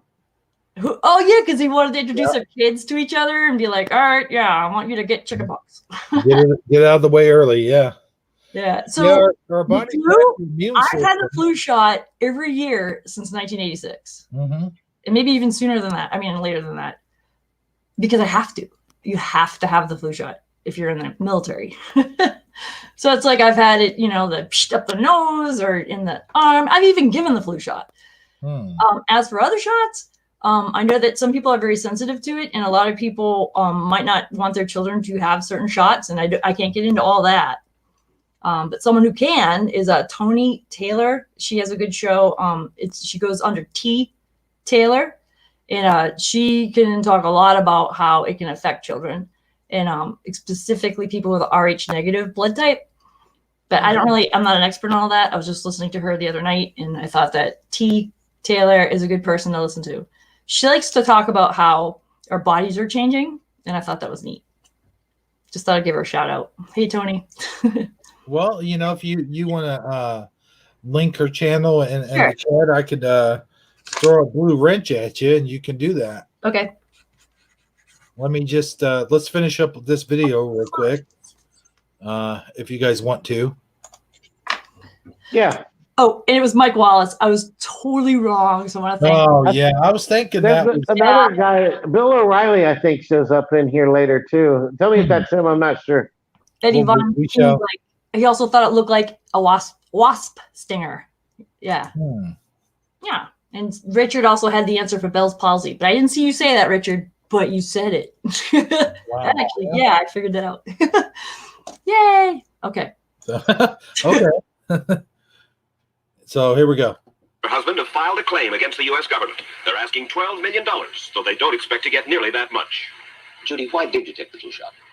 I'd never taken any other flu shots, but I felt like this was going to be a major epidemic. And the only way to prevent a major epidemic of a really deadly variety of flu was for everybody to be immunized. Where did the so-called deadly variety of flu, where did it first hit back in 1976? It began right here at Fort Dix in New Jersey in January. Troops began to complain of respiratory ailments, something like the common cold. Boy, he's tiny. Sent samples of their throat cultures to the New Jersey Public Health Lab to find out just what kind of bug was going around. Private David Lewis, who had left his sickbed to go on a forced march. Private Lewis had collapsed on that march, and the sergeant had revived him by mouth-to-mouth resuscitation. But the sergeant showed no signs of illness. A few days later, Private Lewis died. No. This disease is so potential. Huh? Just somebody died. It's like, ugh. Okay, yeah. Fatal. That is going to kill a young, healthy man. A middle-aged school teacher doesn't have prayer. The New Jersey lab identified most of those soldiers' throat cultures as the normal kind of flu virus going around that year, but they could not make out what kind of virus was in the culture from the dead soldier and from 4 others who were sick. So they sent those cultures to the Federal Center for Disease Control in Atlanta, Georgia for further study. A few days later, they got the verdict: swine flu. But that much publicized outbreak of swine flu at Fort Dix involved only Private Lewis, who died, and those 4 other soldiers who recovered completely without the swine flu shot. If I had known at that time that the boy had been in a sickbed, got up, went out on a forced march, and then collapsed and died, I would never have taken the shot. The rationale for our recommendation was not on the basis of the death of a single individual, but it was on the basis that when we do see a change in the characteristics of the influenza virus, it is a massive public health problem in this country. Dr. David Senser, then head of the CDC, the Center for Disease Control in Atlanta, is now in private industry. He devised the swine flu program, and he pushed it. You began to give flu shots to the American people in October of '76. October 1st. By that time, how many cases of swine flu around the world? had been reported? There had been several reported, but none confirmed. There had been cases in Australia that were reported by the press, by the news media. There were cases in... None confirmed. Did you ever uncover any other outbreaks of swine flu anywhere in the world? No. Now, nearly everyone was to receive the shot in a public health facility where a doctor might not be present. Therefore, it was up to the CDC to come up with some kind of official consent form, giving the public all the information it needed about the swine flu shot. This form stated that the swine flu vaccine had been tested. What it didn't say was that after those tests were completed, the scientists developed another vaccine. And that was the one given to most of the 46 million who took the shot. That vaccine was called X53A. Was X53A ever field tested? I can't say. I would have to... It wasn't. This is the part I'm talking about, guys. Yeah. I think that you're in charge of the program. I would have to check the records. I haven't looked at this in some time. The information form, the consent form, was also supposed to warn people about any risks of serious complications following the shot. But I know you can't be allergic to eggs. Other than a You're sore arm, pregnant. this sort of thing. Judy Roberts' husband, Gene, also took the shot. Yes, I looked at that document. I signed it. Nothing on there said I was going to have a heart attack or get Guillain-Barré, which I never heard of. What if people from the government, from the Center for Disease Control, what if they had indeed known about it? What would be your feeling? They should have told us.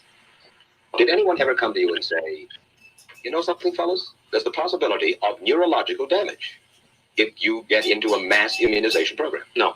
No one ever did? No. Do you know Michael Hatwick? Yes. Mm-hmm. Dr. Michael Hatwick directed the surveillance program at the CDC. His job was to find out what possible complications could arise from taking the shot and to report his findings to those in charge. Did you know ahead of time, Dr. Hatwick, that there had been case reports of neurological disorders, neurological illness, apparently associated with the injection of influenza vaccine? Absolutely. You did? Yes. How'd you know that?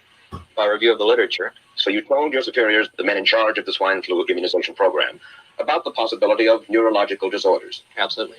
What would you say if I told you that your superiors say that you never told them about the possibility of neurological complications? That's nonsense. I can't believe that they would say that they did not know. Isn't it weird how his face is weirded out?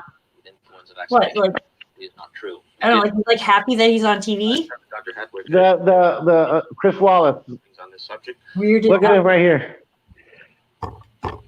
Yes, you would have to make that assumption. Then why does this report from your own agency, dated July 1976, list neurological complications as a possibility? I think the consensus of the scientific community was that the evidence relating neurologic disorders to influenza immunization was such that they did not feel that this association was a real one. You didn't feel it was necessary to tell the people that information?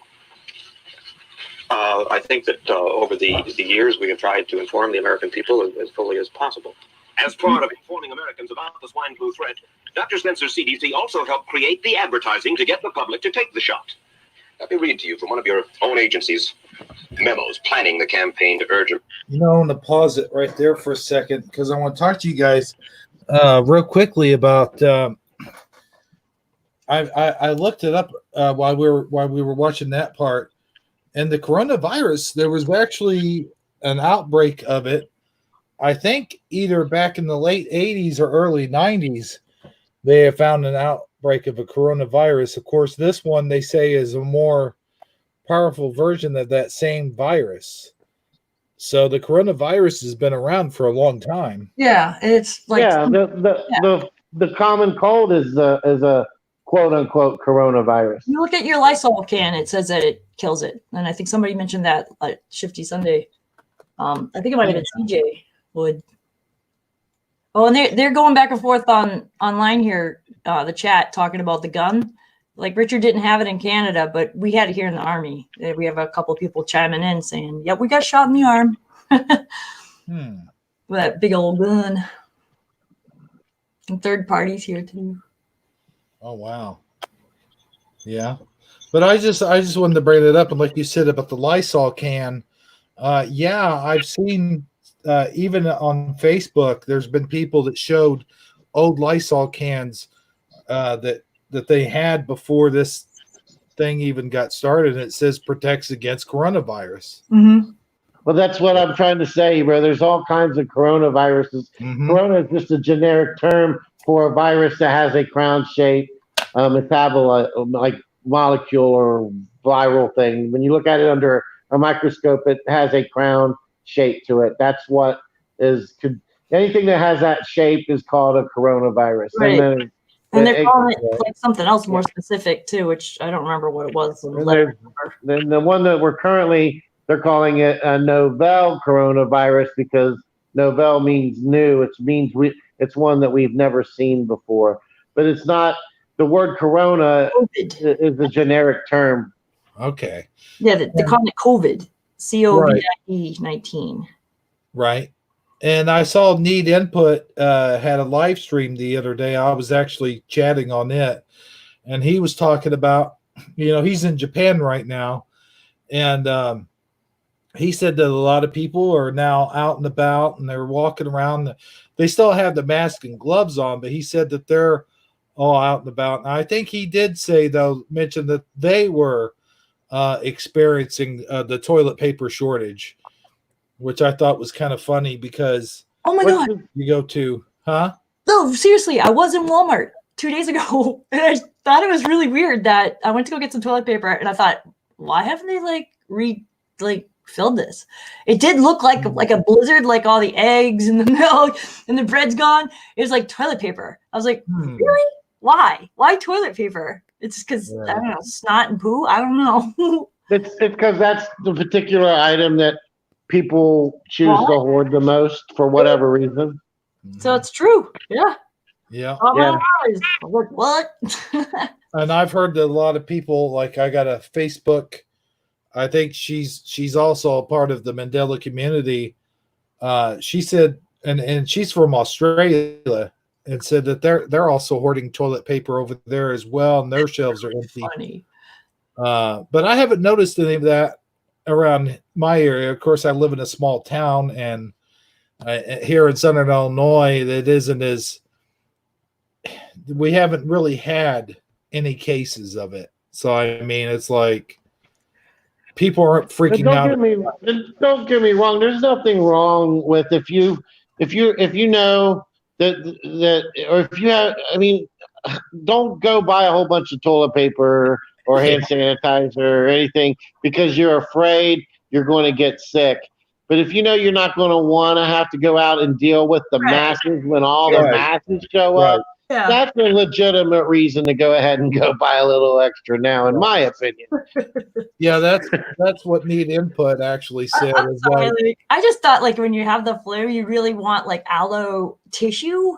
I don't really think of toilet paper. I think of like getting real good, Kleenex, because you're rubbing your nose. It's good to have like the aloe, and I never think of toilet paper. And I'm like, are people having like problems in the bathroom too with this virus?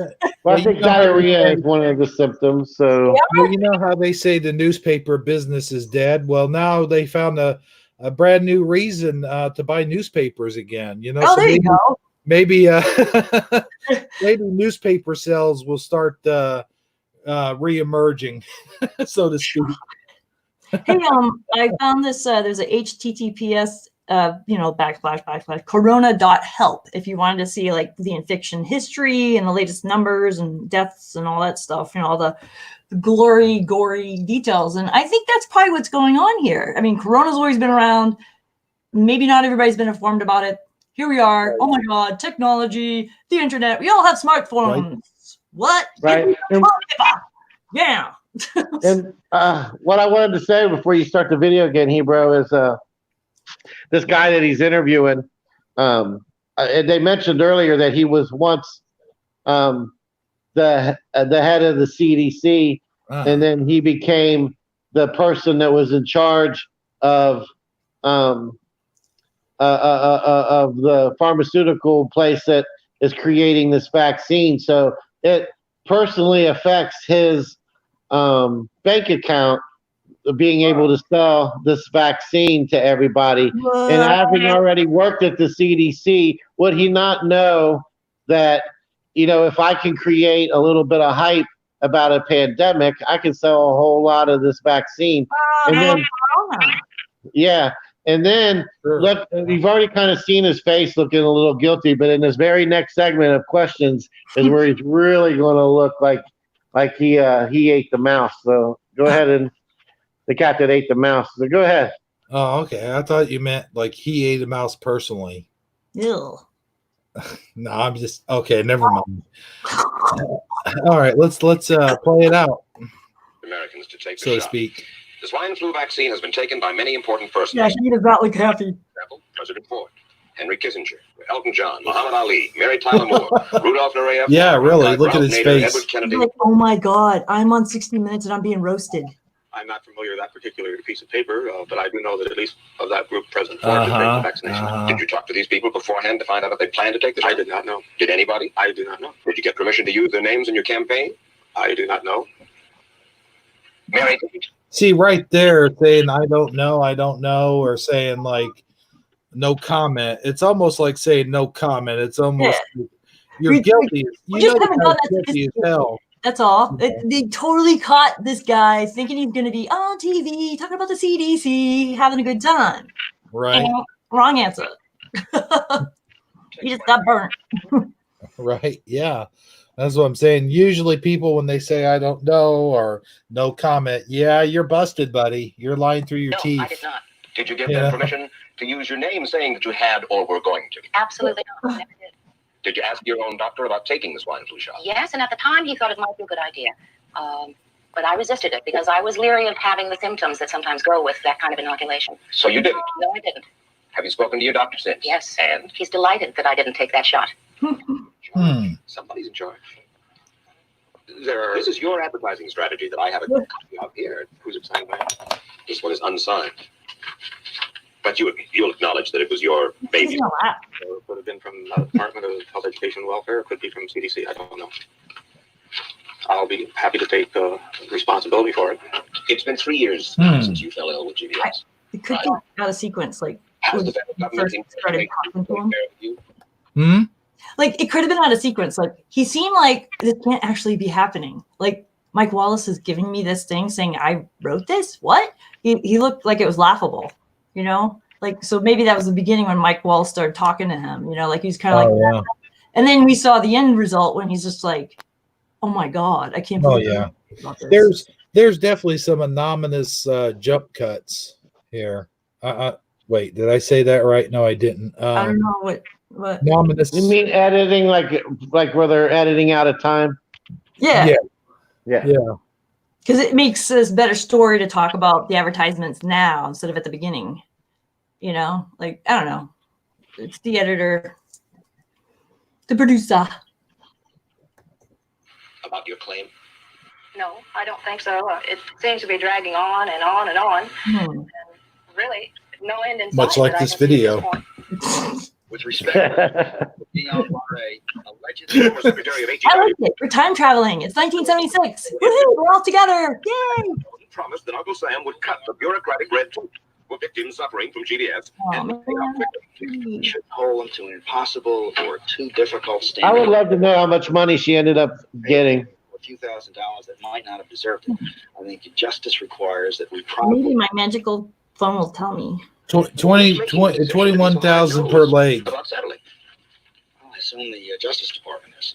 That's just my guess. I'm Well, the Justice sorry. Department agreed to the statement word for word with the lawyers in the Justice Department. We had more problems than that. It's just the legs. That statement said that we should pay Guillain Barre claims without regard to whether the federal government was negligent. That's a 70s shirt right there if I've ever seen one. Oh, wow. Bow, bow, bow, bow. It's very tight.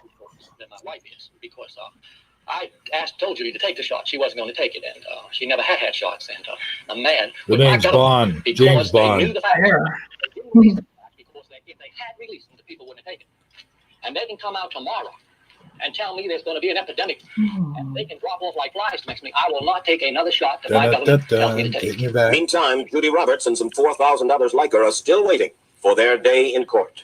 Now, these commercials are going to play next here at the end. These are so like propaganda. This is the propaganda that I'm referring to. The way that they do the commercials They're going to show you the commercials for the shot. The commercials are the propaganda. Yeah, you're going to see them. It's basically come get your shot. You know, everybody roll up your sleeve. And that's the word of the day: propaganda. Okay, well, we'll play the commercials, but let me ask you this: can we at least make fun of the commercials? Yes. Okay. Well, I would hope that you would, but don't do it at the expense of getting to hear them though. Oh yeah, true. Oh, there's the propaganda. Swine flu. I had a flu shot. I had a flu shot last year. Then I went to McDonald's. Well, I don't know. I'm running out of toilet paper. Honey, go get some more. Swine flu? Man, I'm too fast for that to catch me. You'll want to be protected. I'm the healthiest 55-year-old you ever seen. Hey, I play golf every weekend. This man died yesterday. Thank you. You'll end up in bed. Joe brought it home from the office. He gave it to Betty and one of his kids. And to Betty. Who are these He kids? just infected his whole family. And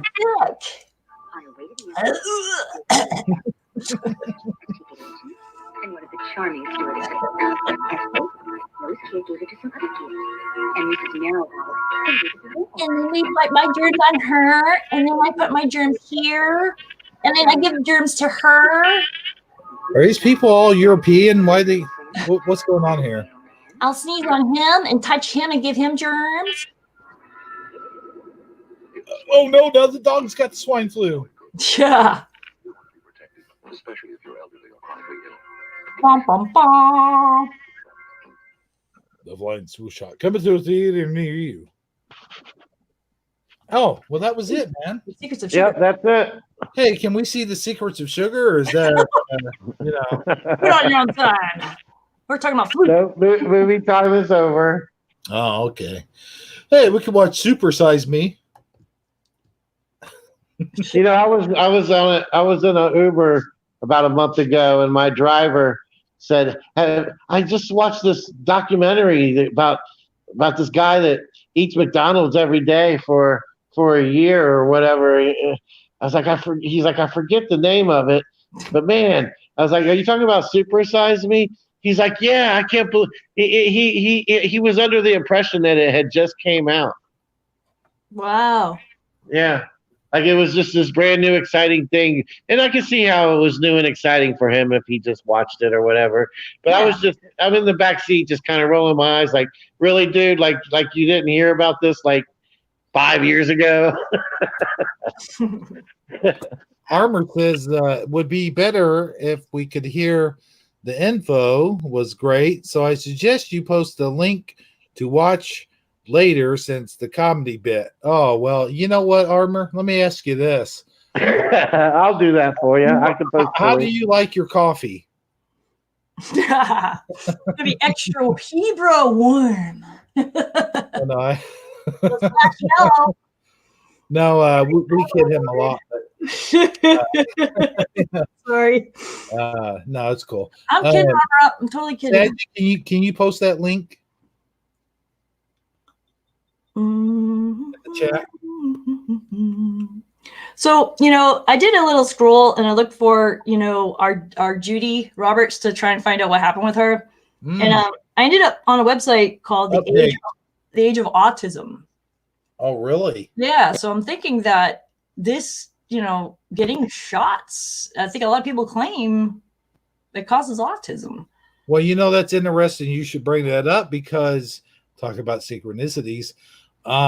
Dan Scarab Performance, when he did had his movie night, it was a documentary on the new vaccines. Well, I don't know if they're new, but they've been giving them out since I think 2001. And there's a giant controversy surrounding the vaccines that they're giving the children. And what I didn't know, and I do want to apologize to people who was watching that movie night and having the chat that other night. I didn't realize that these were something that happened in the 2000s. I was like, well, I had vaccines and I turned out just fine. Joking, of course. But I mean, hey, I don't have a blue wrench. Bum, bum, Wait a bum. minute. How do you not have a blue wrench? It's been retracted. Well, I don't know. I was just out in the garage and I was looking through all my wrenches and not a single one of them was blue. You know, I think a blue screwdriver would work too. Do you have one of those? Nice. Yeah, if you got a flathead. Oh, yeah. So You know, this link I put up there is The Age of Autism, and it has the whole show transcripted. So if you really wanted to do it on rep, you could read the whole thing too and see all the words. you know, we could. Are you being serious about the blue wrench, or are you just bullshitting me? He's not. He's like he just did a test, and he's gray like me. I'm gray too. You know, here a while back, I got rid of all the wrenches, but I did leave. I thought I left the wrenches to all the people who were in the shows. That were all. That reminds me, I need to go ahead and do something real quick. So Lorianne Morzon, she's like, she claims that Sagittariusly speaking has pink ones and red ones too. Oh, okay. Or you do, Hebrew. I'm not sure. Morzon, she's like, oops. She claims it. Well, I'll settle for any color at this point, even fuchsia or however you say that. What's it? How the heck did Sadgie lose his wrench is my question. He painted silver. If it's not attached, I can lose anything. Use your tentacles, my friend. Right, including your head, right? Yep. Well, here, I just threw you one. Did you catch it? Well, let's find out. Bum, bum, bum, bum, bum, bum, bum. Where the heck is Shell? If you do me a favor real quick and just chat. Okay. Put something in the chat, and I'll throw you a wrench as well. I love chocolate. Well, there you go. Hey, you know, on that note, I love chocolate too. Unfortunately, I can't have too much of it, unless, of course, it's dark chocolate. And then dark chocolate, I kind of can have. But you know what's good for diabetes? And now that we're on the subject of diabetes, which we never were, but I'll bring it up anyway. Right. Licorice, black licorice. But it has to be the actual, natural black licorice. It can't be that stuff you buy in a can. I don't know that I've ever bought anything licorice related in a can. Well, maybe that's because your can companies don't deliver to your house. Right. That could be it. No, but I'll tell you something funny real quick, and then we can move on. Let's see. Yeah. The black licorice. I like black licorice. My grandma likes black licorice. My daughter. All right, Wilford Brumley. My daughter likes black licorice, but my wife hates it. Thinks it's disgusting. Should spit it out every time she gets it. And well, no, she actually never eats it. But I mean, you can have my black licorice too. I'm with her. Oh man, are you one of those anti-black licorice people? I'm not anti. I just like I like the sweet strawberry ones. Well, the red licorice is not actual licorice. What is it? Which I just recently discovered, by the way. Yeah, the Twizzlers. Yeah. It's artificial licorice. It's not licorice at all. There's it's just, they don't even actually write that it's red licorice because it's made by the same people who make black licorice, but there's no licorice, artificial licorice, or any licorice at all. Licorice. Say that 10 times fast. Licorice. I know, right? But with all that being said, I am curious. I want to get back on track here if we can. I thought we were off track. Are we done talking? We were, and we're going to get back on. Oh, okay. Well, you know what? In order to get back on track, you have to pay me a ticket. All right. Okay. So, what is the one Mandela Effect? Mandela Effect. that resonates strongly with you? It's like, or if there's more than one. no, I mean, I would just like to hear Wait a minute. Wait. if there is any at all, and if so, which one? Let's ask her this question. What was your very first introduction to the Mandela Effect? Mandela Effect. No. Okay. She's. I don't know. I was just going to go with one that she recognizes strongly. Well, I mean, yeah, you're right. I'm sorry. So when I do that, it's like my personal one, right? So it's like no fun for you guys because you're like, oh yeah, the dash or the S or. Okay, well, you can share your personal one, but also one that we can relate to as well, if there is one. Okay, I'll do it. I would rather hear just her personal one, but yeah, go ahead. I'm sorry. Okay. Not that we have this thing where we wait for you to start, and then we're going to consistently interrupt you. Right, Just so you know, this is happening on purpose. That's our game, man. Here, let's see if you can guess it. We invited you on the show just so we could interrupt you constantly. Right. You have to look at the camera, though. You have to see it. Like, I'm giving you a clue what it is. The number 4? 4. Oh, box. Yes. Okay. Wait, am I doing that right? Wait, what? Yeah, the 4V versus the 4. Yeah. You could talk about that, but I do have a quick story about the 4 eyes. Is I think is what you're going with. Where is it? Over there. Oh wow, yours actually has a IV on there, right? I did it. Yes. Am I doing it right? Are you seeing it right? Mm-hmm. So that was really weird. That's so weird. And I have like all this video from last 3 years of every like church, every meeting house I've gone by and here in Massachusetts. And I need to do that video. And I even like the cop comes over and he's like, what are you doing? Like, you can't be parked here. And I'm like, I actually talked to him about it. I go, hey, I'm in Concord, Massachusetts, where the shot was heard around the world. And I'm talking to this police officer and his name is Officer Shelley. If that isn't synchronistic, I don't know what is. Right. I'm like, your name is Shelley? I'm like, what? So I really got to produce this video. And I'm like, did you notice on the clock that it says I, and not just IV? And he's like, what? So it's like these changes have happened and people that would notice it don't notice it. And like, so when you say, what's your first Mandela effect? It's almost like there's Mandela effects everywhere all the time.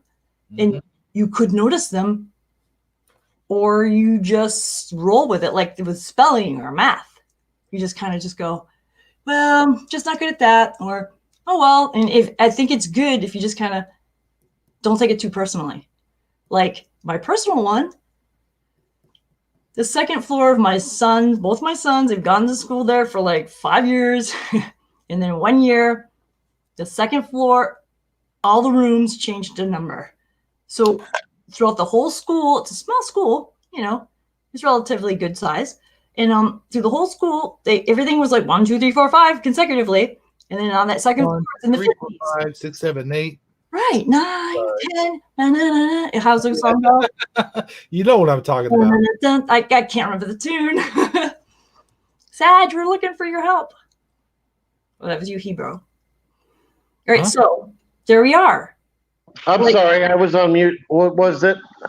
8, 9, 10, 11, 12. Oh, from like Sesame Street or whatever? No. That was what was that called? Contact is the reason for the season, which is why we all shut. No, I'm totally effing up the song. I'm sorry. I just remember what was it? 1, 2, 3, 4, 5, 6, 7, 8, 9, 10. Contact. Yeah. They got to find that video. So, all right. So we go to this personal learning plan. All the kids have them, right? Me, we're there. We hear what's going on. And the teacher goes, I find it really weird. Up at the computer lab, it's like room 61. She goes, it's really strange how all the 50s would just jump over to the 61. She's new. She's a new teacher. And she's just like, oh, that's the way it is. And I'm like, what? Because on that second floor of the school, I would have remembered that all the numbers were the 60s. For some reason, the 50s are missing. So it goes 1 through, 1, 2, all the way to 40 something. And then it goes to the second floor and it's the 60s. And I'm like, are you serious? And like my sons don't think it's weird. My husband at the time don't think it's weird. And I'm just kind of like, how, and I love them and that's okay. But I just don't understand, like, and that's why I gave you that look, because I'm kind of like, it hits so, like, you know what I mean? It's not like it weirds you out tremendously. It's not like I woke up and there's a different person in bed with me and I'm like, what? I'm married? What? Or whatever. Well, yeah, but not only is the fact that it's like that weirds you out, but the fact that nobody else seems to care weirds you out or upsets you even more. Am I hearing you right? Right, and I know how to roll with it, and I know how to just roll with it and just not make a big deal out of it, not like, like go like freak out or something. Be like, oh my god, I need to go to Looney Bin, and I almost feel like there's people that have self-medicated or all right, doom and gloom, free or porn, whatever. But I'm just saying, and that's their choice, if they did go that way. But I don't feel us, like everybody in the chat, everybody, you and I, us, the three here, that we always take the high road. We laugh at it. We make jokes, and it's okay. It's okay to like take that high road and laugh at it. You have to kind of have fun with it. You know what I mean? Yeah, the wonderment, the joy, the graciousness, the not taking things for granted, and knowing that every moment is just amazing. It's like, whoa. But that day will come. I think that I don't know. And it's not for me to have in listening to your Shifty Sunday, bringing up, Let There Be Truth, right? Is that her name? There Will Be Truth. The truth sets you free. You're talking about Vivian? Truth sets you free. Truth. That's a kind of a Mandela effect for myself, because I always. That's interesting. I heard you. Yeah, you're kind of like, what? Will set you free. Yeah. So that's interesting, because that's a change. Now you look at that. It's not the future. It's now. This truth will set you free. That's looking to the future. Her name is now. The truth sets you free. In other words, it's done. You get that? I see what you're saying. Yeah. That's a good point. Yeah.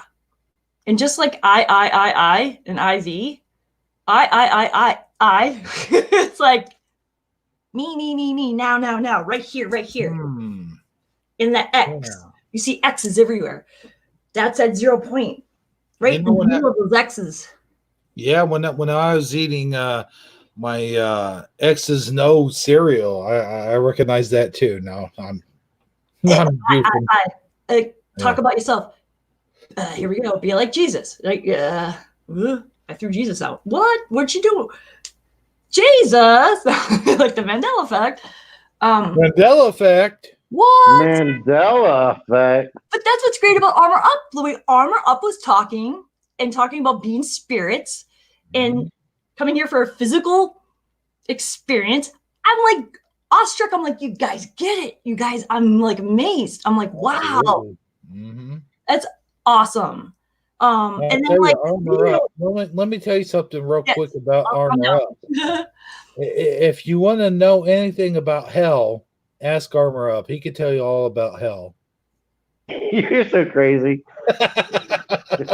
No, I got to admit, I stole Dan. Dan used to say that all the time to Armor. But go ahead, Shell.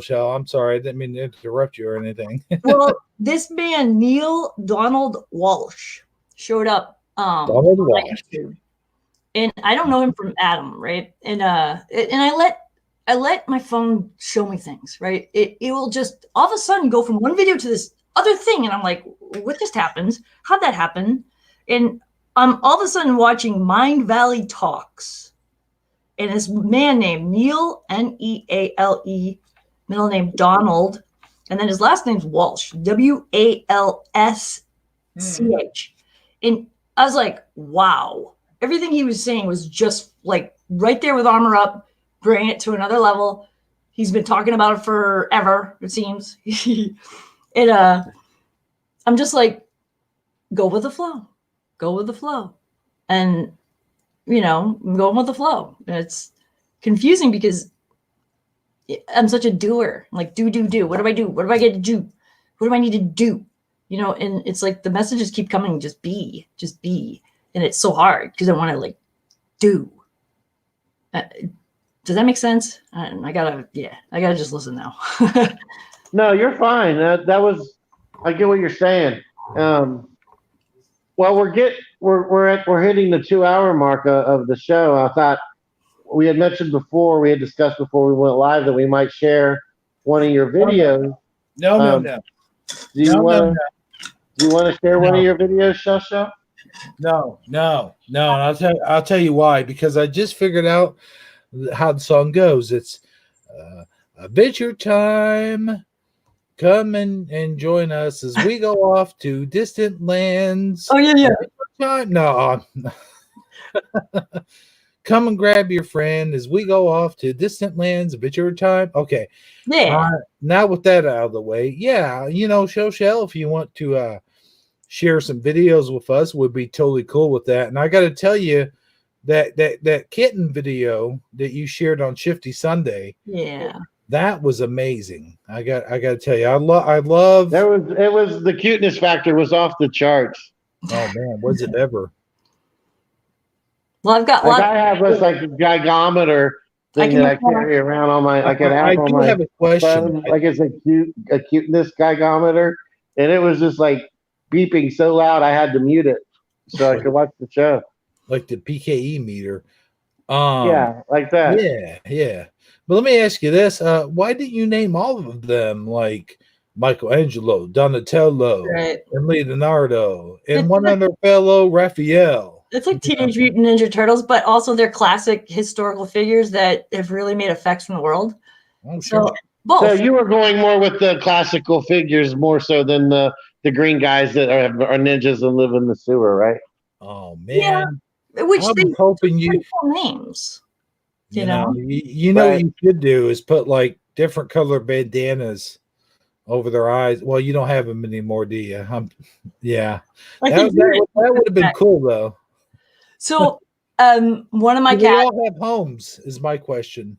Yes. Or did you keep one or two, or or did you? All 5 of them were adopted. A woman comes and takes them, and she brings them to her cousin's place that has they're a vet, and they do all the things that need to happen, give them shots, deworm them because they're eating like mice here. Which is so disgusting. You should see them flinging mice around. Well, hey, I think that's the reason why I didn't have mice this winter. Is I have this stray cat. She hangs around, and we call her Capiche, Miss Capiche, because in my video that I did a while back, I don't know if you seen it. I sometimes do Bible readings, and the cat come up on the deck and was like, "Hey man, I'd like to do a Bible reading with you." Aww. And awesome. Or at least that's what I think she was saying in my head. But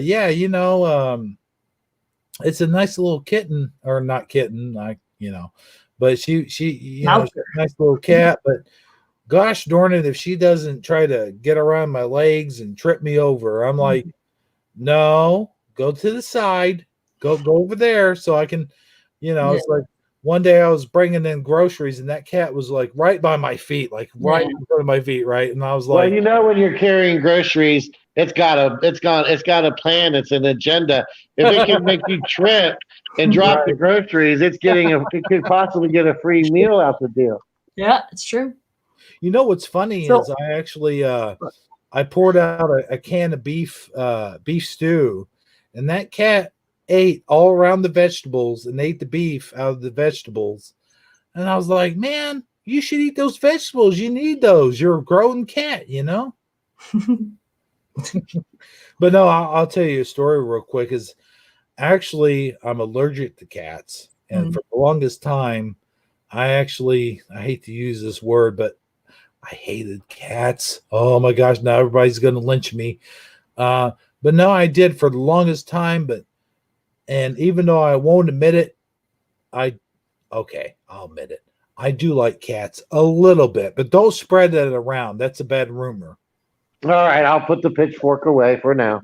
Okay. The torches are all right. We'll light the torches another. But I will admit this. I do love dogs a lot more than cats. Don't tell that cat that hangs around me though. Mm-hmm. Hey, CJ Wood is in the house, and Lorraine Lamore, who actually does the theme song for Shifty Sunday. So welcome, Lorraine. And I'm sorry I didn't catch you earlier, but you know how it is when we're live. Sometimes we get in depth in conversation and we do forget, but I will do a shout out at the end of the show. So anyway, if I ever like customize a t-shirt just for you, like, and give it to you as a Christmas gift or something like that, it's going to say, let me tell you a story real quick. Right. Hey, I got to tell you, since we've been on the air, Dark Wolf's Den, I got to tell you guys, you should subscribe to Dark Wolf. Definitely. Jeremy. Yeah. Uh-huh. And yeah, he's a cool dude. Also, I won't say the first name, but I'd love to say this last name, Neskinethal. Neskinethal is in the house, and Dark Wolf's Den. Yay. Welcome.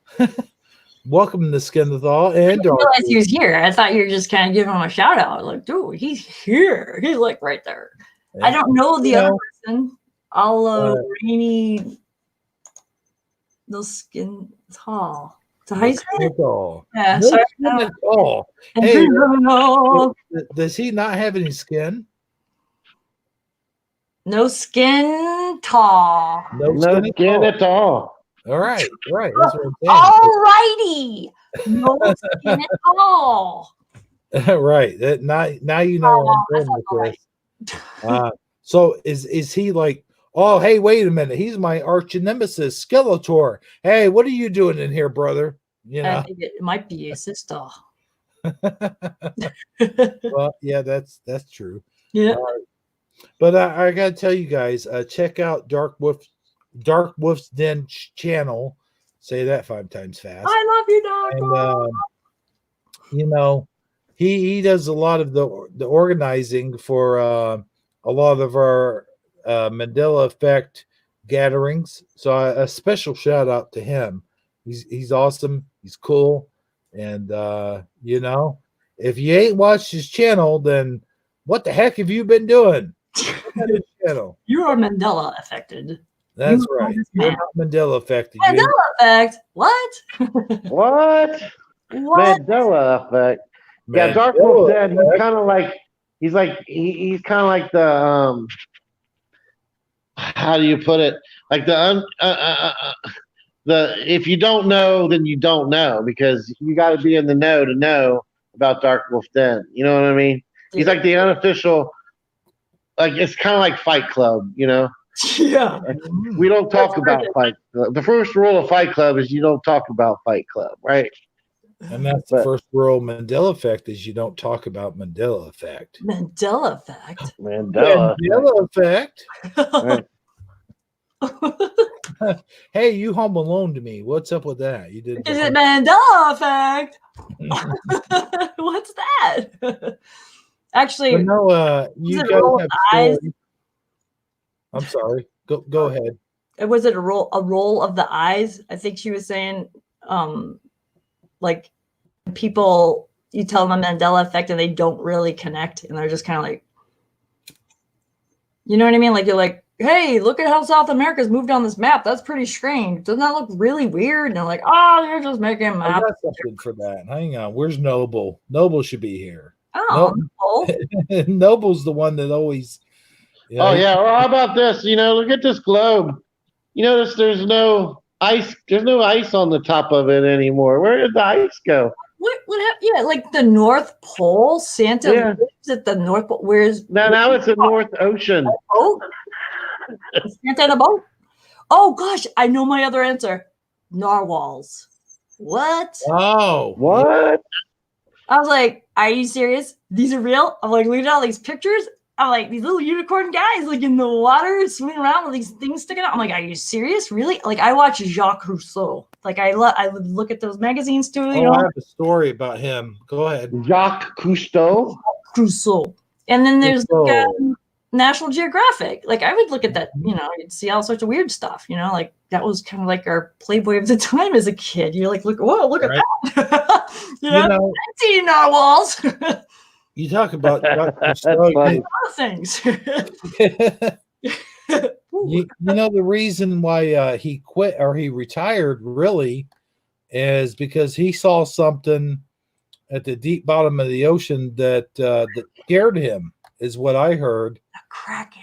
And he Tentacles. so yeah, tentacle. Oh, my tentacle scraped. No, but he saw something that scared him, and actually in one of his interviews, and I can't find it, but you have to kind of take my word on this. But he saw something that he said that all of humanity is not ready for yet. So I don't know what that was, if it was a giant squid or some kind of giant octopus, but we've all seen those.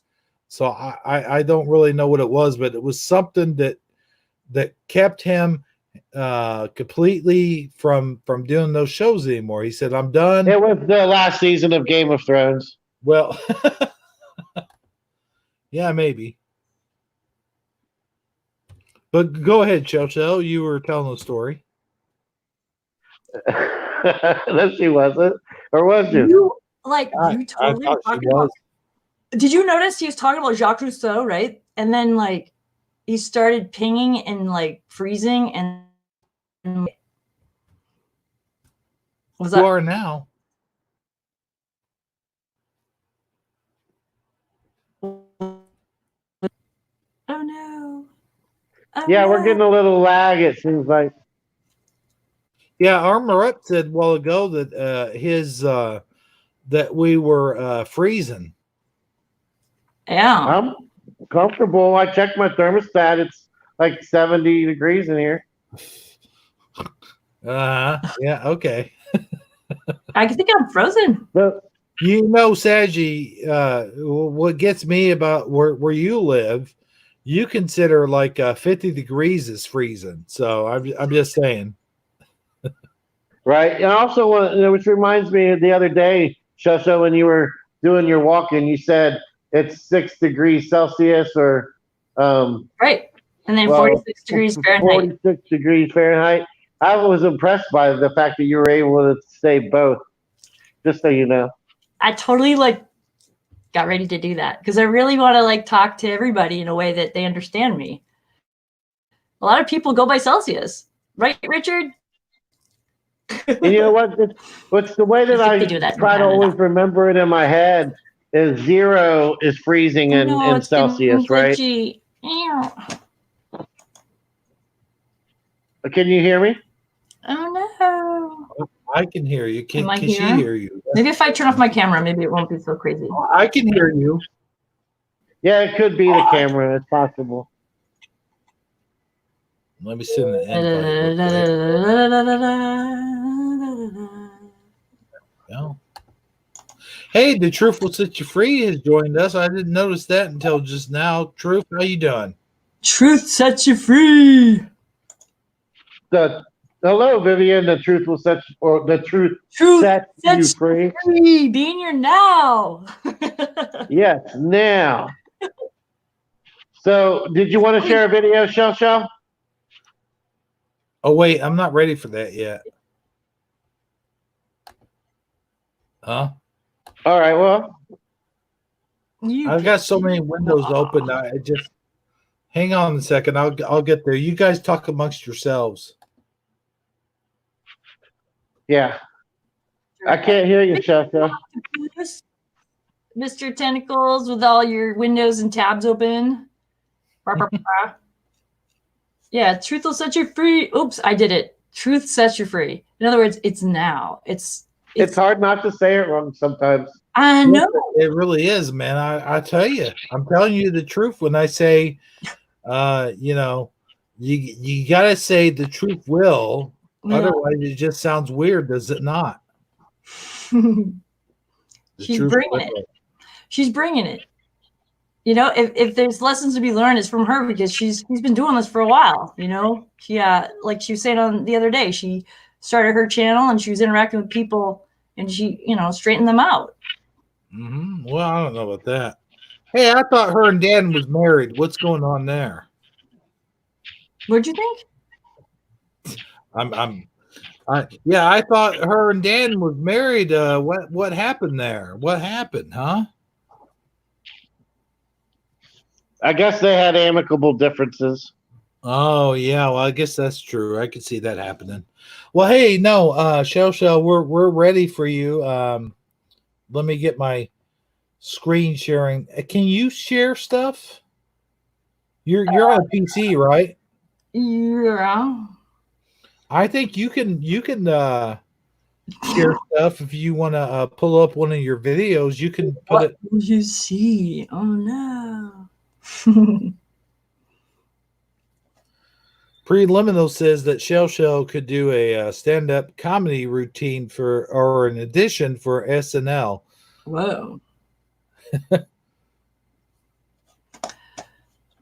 Interesting. Yeah, I can see how you could maybe if you wanted to, you could be funny like that. You could do comedy. I think Amy Poehler's from around here, and so is Steve Carell. But I'm not. Yeah, you know. Oh, you better pick up that phone, hug it like you love it. Yeah, that phone misses you, man. It's like that would be a vibrate notification, but it's so annoying for you guys. But to me, at least, I didn't have to hear anything. Oh yeah, I see. What did you do? Put it down next to the mic? Hello, come on. Yeah. No, it's just vibrate, and so when the phone vibrates, you guys hear it. My mic is that sensitive.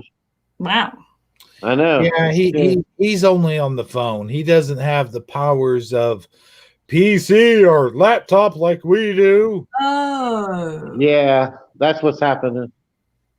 Yeah, if I was like out there in the world, I'd be totally by the phone. I've always been by the phone, and to sit still at a desk, and this is me. You know, here I am now. But I'm usually, you see me, I'm out there. you know, my thing is so slow right now. I can't even change screens. I'm really trying to get to my channel and pick a video, but I'm like, oh my! You could just play the kids' video game if you wanted. Well, you tell us what you would like to play, and Hebrew can play it. Well, actually, she can share it if she wants to, if she knows. But she said her computer's locked up. Yeah. Oh, it's locked up. I get this skinny thing going. I gotta shut some windows. I'm like, oh.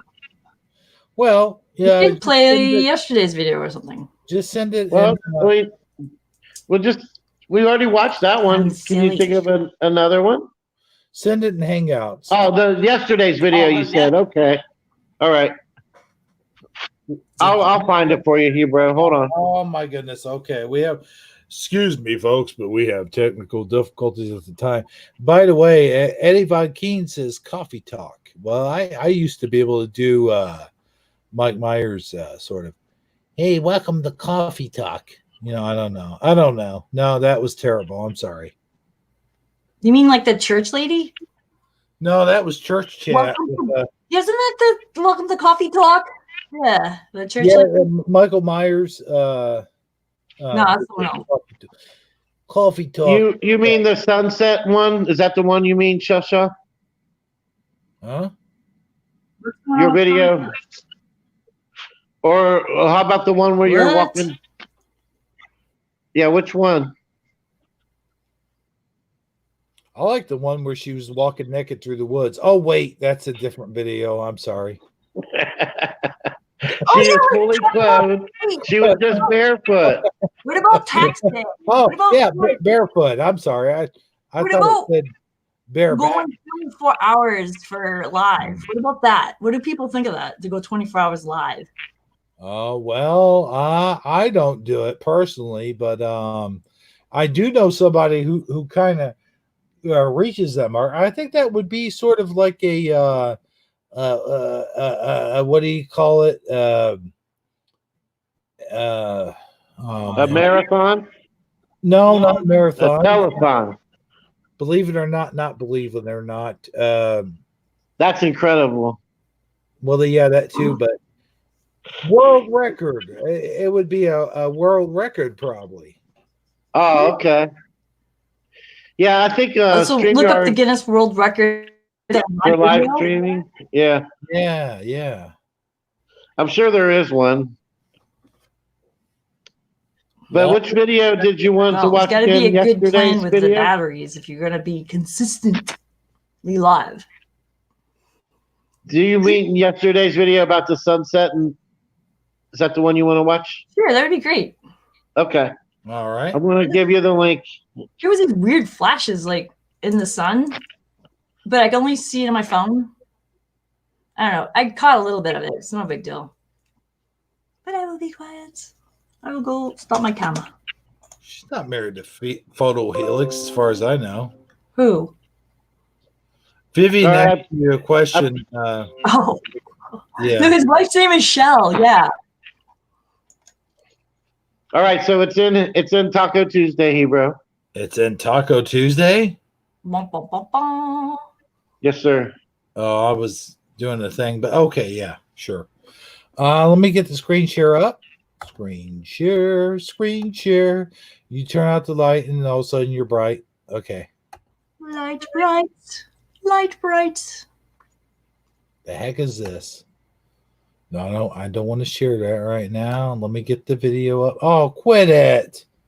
Come on, StreamYard. What the heck? I think that Helix's Shell just goes by Shell. She doesn't do Shell. She's like, she doesn't stutter like me. I'm like, Shell.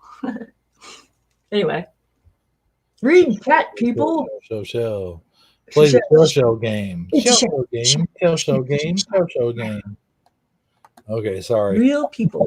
Skip Stevenson. YouTube. You're on YouTube? No, I'm just kidding. I knew that. Well, okay. So, yeah. While you're doing that, I'll just read. Preliminal says, I just watched all 7 episodes of I'm Not Okay With This. He says, it's kind of awkward and depressing yet intriguing. Made by the same director of Stranger Things. I'll tell you what. Speaking of Stranger Things, the kid from Stranger Things is going to be in the new Ghostbusters movie. Did you know that? Whoa. Yeah, the Ghostbusters Afterlife, it's called. And it'll be premiering in, I believe, June, but they might have pushed it back due to the coronavirus. I'm not sure. Sorry. Yeah. Well, I mean, yeah, that's been a thing. The coronavirus. Look at that. Yeah, look at that beautiful sunset. Oh, can you guys see that? Yeah, you guys there's I wish I could I don't know. You know what I mean? It looks so much better on my phone and then in person, and then it gets to YouTube and it's it could look so much better. But thank you. Well, here it is, ladies and gentlemen. Shell's sunsets for full moon tonight. Shells. I say shells. Shell time. All right, let's play it. Shell time. Hurrah. I'll be right back.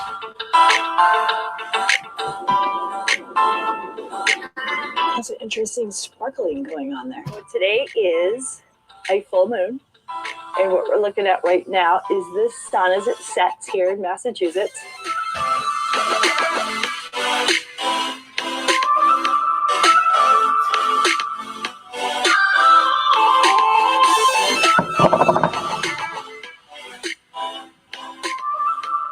Little rainbow wave things, and I'm sure you can. You just gotta take. Look, I don't know what that sparkle thing is. You see that? You see that? That flash? I know what that flash.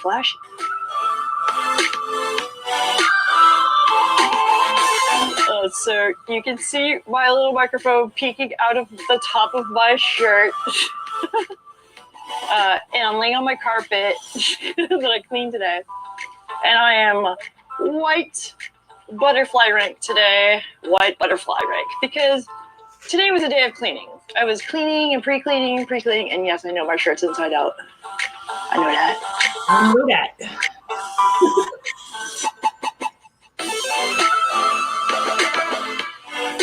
I'm the butterfly rank of silver butterfly. Went up from 2 pink flowers to a silver butterfly. That's pretty cool. Cool. Just making it up, you know, it's fun.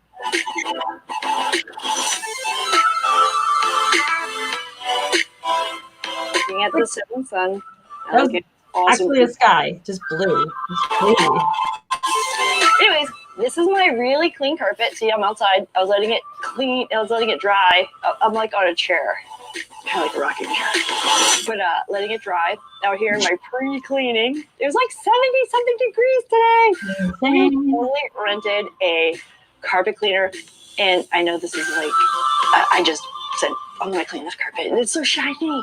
It's shiny and clean. It's brand new. And inside, it's so shiny and clean. It's so pre-cleaned. Everything's pre-cleaned. I'm like cleaning everything. Everything I can possibly clean, I'm cleaning it. I'm like, oh my God, I'm cleaning it. The windows are open. The doors are open. And just clank.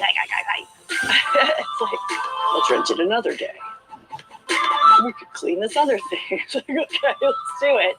So we just went to Home Depot, and you can like. It's funny to talk about Home Depot and the music goes away. This like house. You could cut it right there, you know. I used It's to really have a cool. Home Depot And, credit card. I really do appreciate it. I really do appreciate these things. This was a free carpet. Yeah. A magic carpet. Awesome. I will float through. I know it's weird. I'm floating on it right now. I'm floating. Please say I'm not. Are you here right now? I'm in this carpet. It's a magical carpet. It's so shiny. Look at it. Yep, we're another tutu. Another tutu. Tutu. Another tutu. Ha ha ha ha. Magic carpet ride. You know, I gotta stop wearing tutus because if I go somewhere at a conference or something, I do not want to be wearing a tutu. I've been doing I'm saying. Everybody, guys. It's fun, but it's becoming more people, and I gotta stop. Just have fun. Like, do those things you always want to do. Be that kid at heart. Stay young. Yeah. You are young. Awesome. Yeah. Wonder what? That's See my all these videos philosophy. Talking about the children that are. Well, if I feel like wearing a tutu, I will wear one. But I'm like, all right, I'm wearing one right now, and it's like, why do I keep wearing them? And then we've never seen before. You, if you're listening to this right now with me, you sound like Archie. You are that child of light. Yeah. Always been that child of light. You are the child of light. Different. People have always treated you different. You've always known you're different. Yep. We love you for being so different. We want to keep you right? So you are a silver butterfly stacks. You are a butterfly rank of awesomeness. Sure, why not? Bye, guys. Love you. All right. Cool. There, hey, look at that sun through there. That's amazing. Wait, so to show the moon. The moon. I'm trying to get perfect a little bit better. I like the music. Yeah. The rising full moon. Oh, look at that. Oh, wow. It's like you can see it though. It's like that's nuts looking right there through the trees and stuff. Like what? I am on the golf I course. feel like that's the field where E.T. would land. Yeah. Right there. Now my phone did really well doing this stuff. I was like, oh my that, god. that was all on your phone, huh? Yeah, this is my phone. Oh, wow. I did do Pro on the phone with the app Pro app. Like I've been getting good at it, and I can hold my breath and stand still. But it's kind of all over the place, but still. Wow. There's some faces in there, like little faces and stuff like that. That's the one thing I noticed now is like there's more faces on the moon than there seemed like there used to be. Doesn't that moon there look like the yin yang almost? Just about, yeah. There's my penis. Oh, really? Bam. Wow. It's just a white dot. That's really the stars. You can like, all right. Now, if you really look, you can see Sirius down to the bottom right, and you can actually Of silver butterfly. So Video. Yeah, I gotta say, I know that. I know that. I know that. Awesome. Well, hey, that's pretty good stuff. And I just want to say I do enjoy your videos. There was that level of glory. Wait, why is he on there? I don't know. He wants to tell something.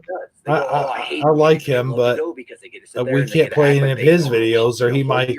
Was that part of your video that said time for E3 to die, or was that next video? Fly you with a ton Oops, of alcohol. hold on, let me get mad off of here. Microsoft back in 20. That was the next video, silly.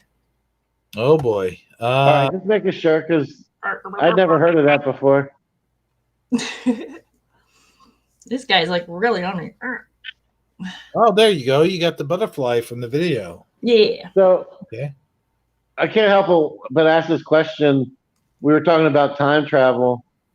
If you was to time travel with the silver butterfly, do you think it would cause a butterfly effect? Yeah, that's a good time travel movie as well. Yeah, Ashton Kutcher was in that. Wait, am I saying his name right? Ashton Kutcher. Hey, I'm Ashton Kutcher. How's it going? Yeah. No, but what I really grinds my gears is when Ashton Kutcher replaced Charlie Sheen. I'm just saying.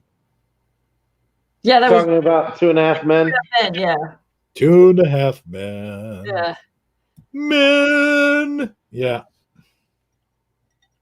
Hey, let me ask you something. If we got 12 viewers here and we're at the 2 hour and 31 minute mark, would you guys mind if I gave this room one final shout out?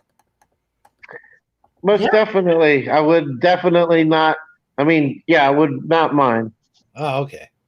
Well, it seems here that we have The Truth Will Set You Free popped in earlier on. No, it's The Truth Sets You Free. Oh, well, you know how I do. You're always looking at the future. That's right. That might be her future name. Who knows? Be in your now. Eddie Von King, the real one. Or Rod. Once known as Eddie Van King, which I came up with that. Thank you. Third party, preliminal. Richard from Sagittarius Arm. Hey, I think he's trying to copy off of you, Saggy. You know what? It's the first time I've ever noticed him in our chat, but I noticed him in Scarab Performances chat quite often. So I want to welcome him to our channel. I'm glad that he's here, and I don't mind sharing, the Sagittarius with him. I would do that all day long. Richard and I go back to 2017, and we knew each other through YouTube, and then we started to talk on Discord with several other friends, and we go back. We go back years, Richard. It's awesome. Thank you for coming. We have Dark Wolf's Den, of course, CJ Wood. And let's see here, scrolling. Of course, Alinary no skin at all. Really? Oh, okay. And Lorraine Lamore. And of course, my brother from a different mother, Armor Up, was in here. I don't know if he's still hanging out with us. And we got some lurkers. Hey, I got to tell you, if one of those lurkers is Dan, I got something to say to Dan. I got a little bone to pick with him, if I will. We were all mentioning, you said, who is that dude with the giant cheeseburger on his head and the sash over his arm? And we all commented, in Mandela Monday, we all said, hey, it's Mayor McCheese. Yes. And he did not listen to any of us. So I just wanted to mention that to Dan the man, and just let him know we're all watching. And hey, you know what? When you don't, I'm looking for.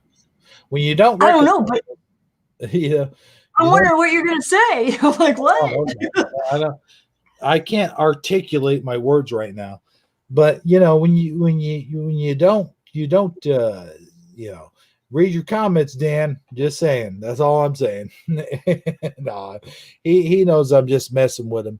But hey, guys, that's all who we have in the show right now. Anyone who wanted their name shouted out didn't get a shout out. I do apologize, but hey, that's the way it goes. If we don't know that you're in here, we can't say nothing. You know what I'm saying? So there you go. There's your shout out. So does Dan go by a different name in Avatar, or who's Dan? What do we Scarab?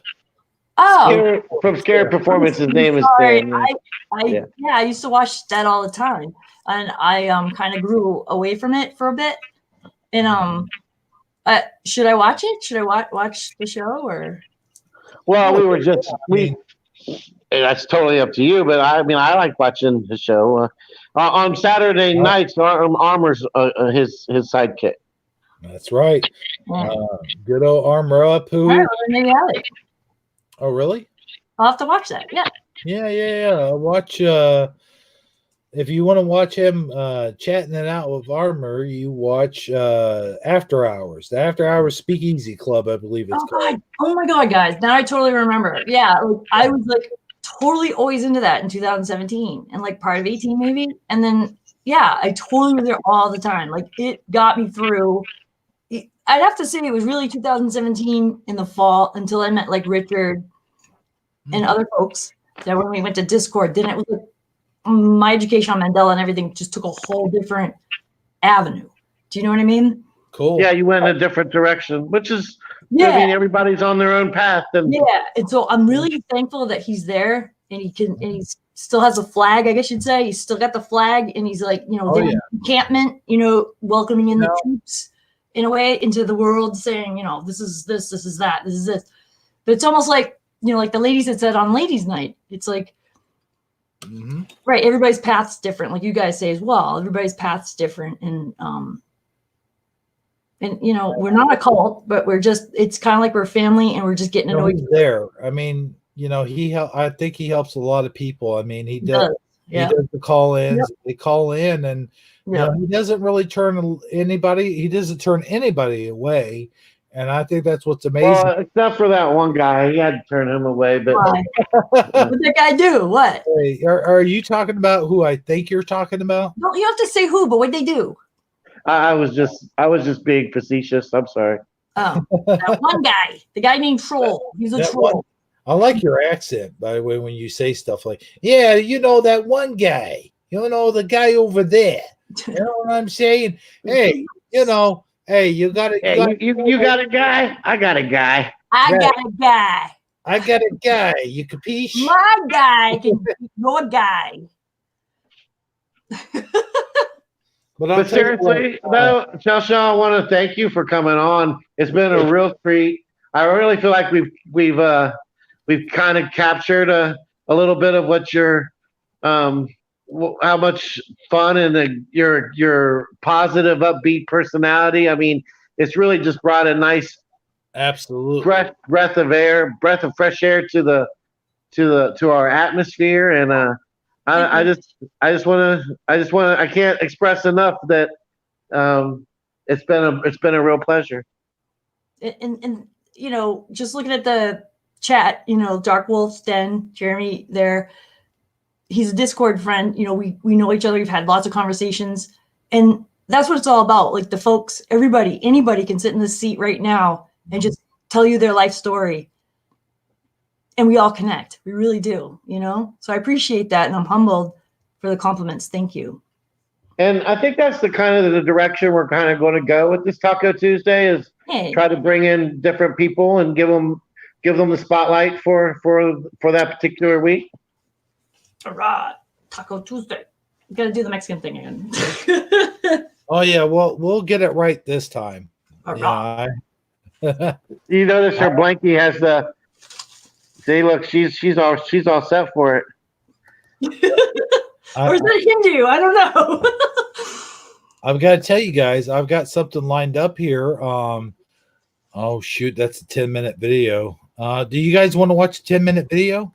As long as we can talk. Why do I feel like I'm making a deal that I'm going to regret if I say yeah?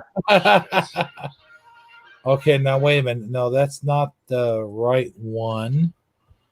So maybe it's not 10 minutes. I lied to you. What do you think about that? He's just playing with us. He's toying with us. Well, technically, you're not lying if you believe it to be true. Oh, that's true. Yes. But I just want to say, Scarab Performance, he's a good guy and everything. We all love him. But, I did have him on Taco Tuesday a couple times. But unfortunately, good old Saggy, he was having some technical difficulties at the time and could not be on our show. So I do want to apologize for that, Saggy. But I'm sure, when we It did, all worked out for the best. I was glad you had a good one-on-one moment with him. So I think it was a divine intervention. That's what it was. It sure was, man. I tell you what, I think when he comes on the show, like you're going to see a Dan that you guys never seen before. Like he truly is himself when he's on the show. And I think it's a lot easier to kind of let go when you're not, when it's not your channel, it's not your show, and you're the guest and you're in the proverbial hot seat, so to speak. It's it's a lot easier to kind of let your hair down, so to speak. You know what I mean? He has a lot of to let down. Yeah, just saying. He does? Oh. No, I don't know. I know.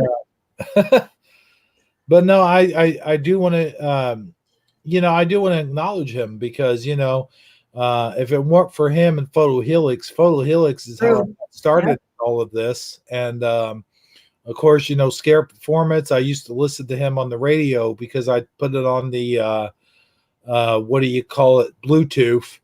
And I'd have his show on the Bluetooth. And I got to tell you, there's been many of times where I was sitting in the school parking lot picking up my daughter where I would actually fall asleep while listening to his broadcast. Not that they were boring, but he just has that kind of voice, it's kind of soothing. That calm, soothing tone. Yeah.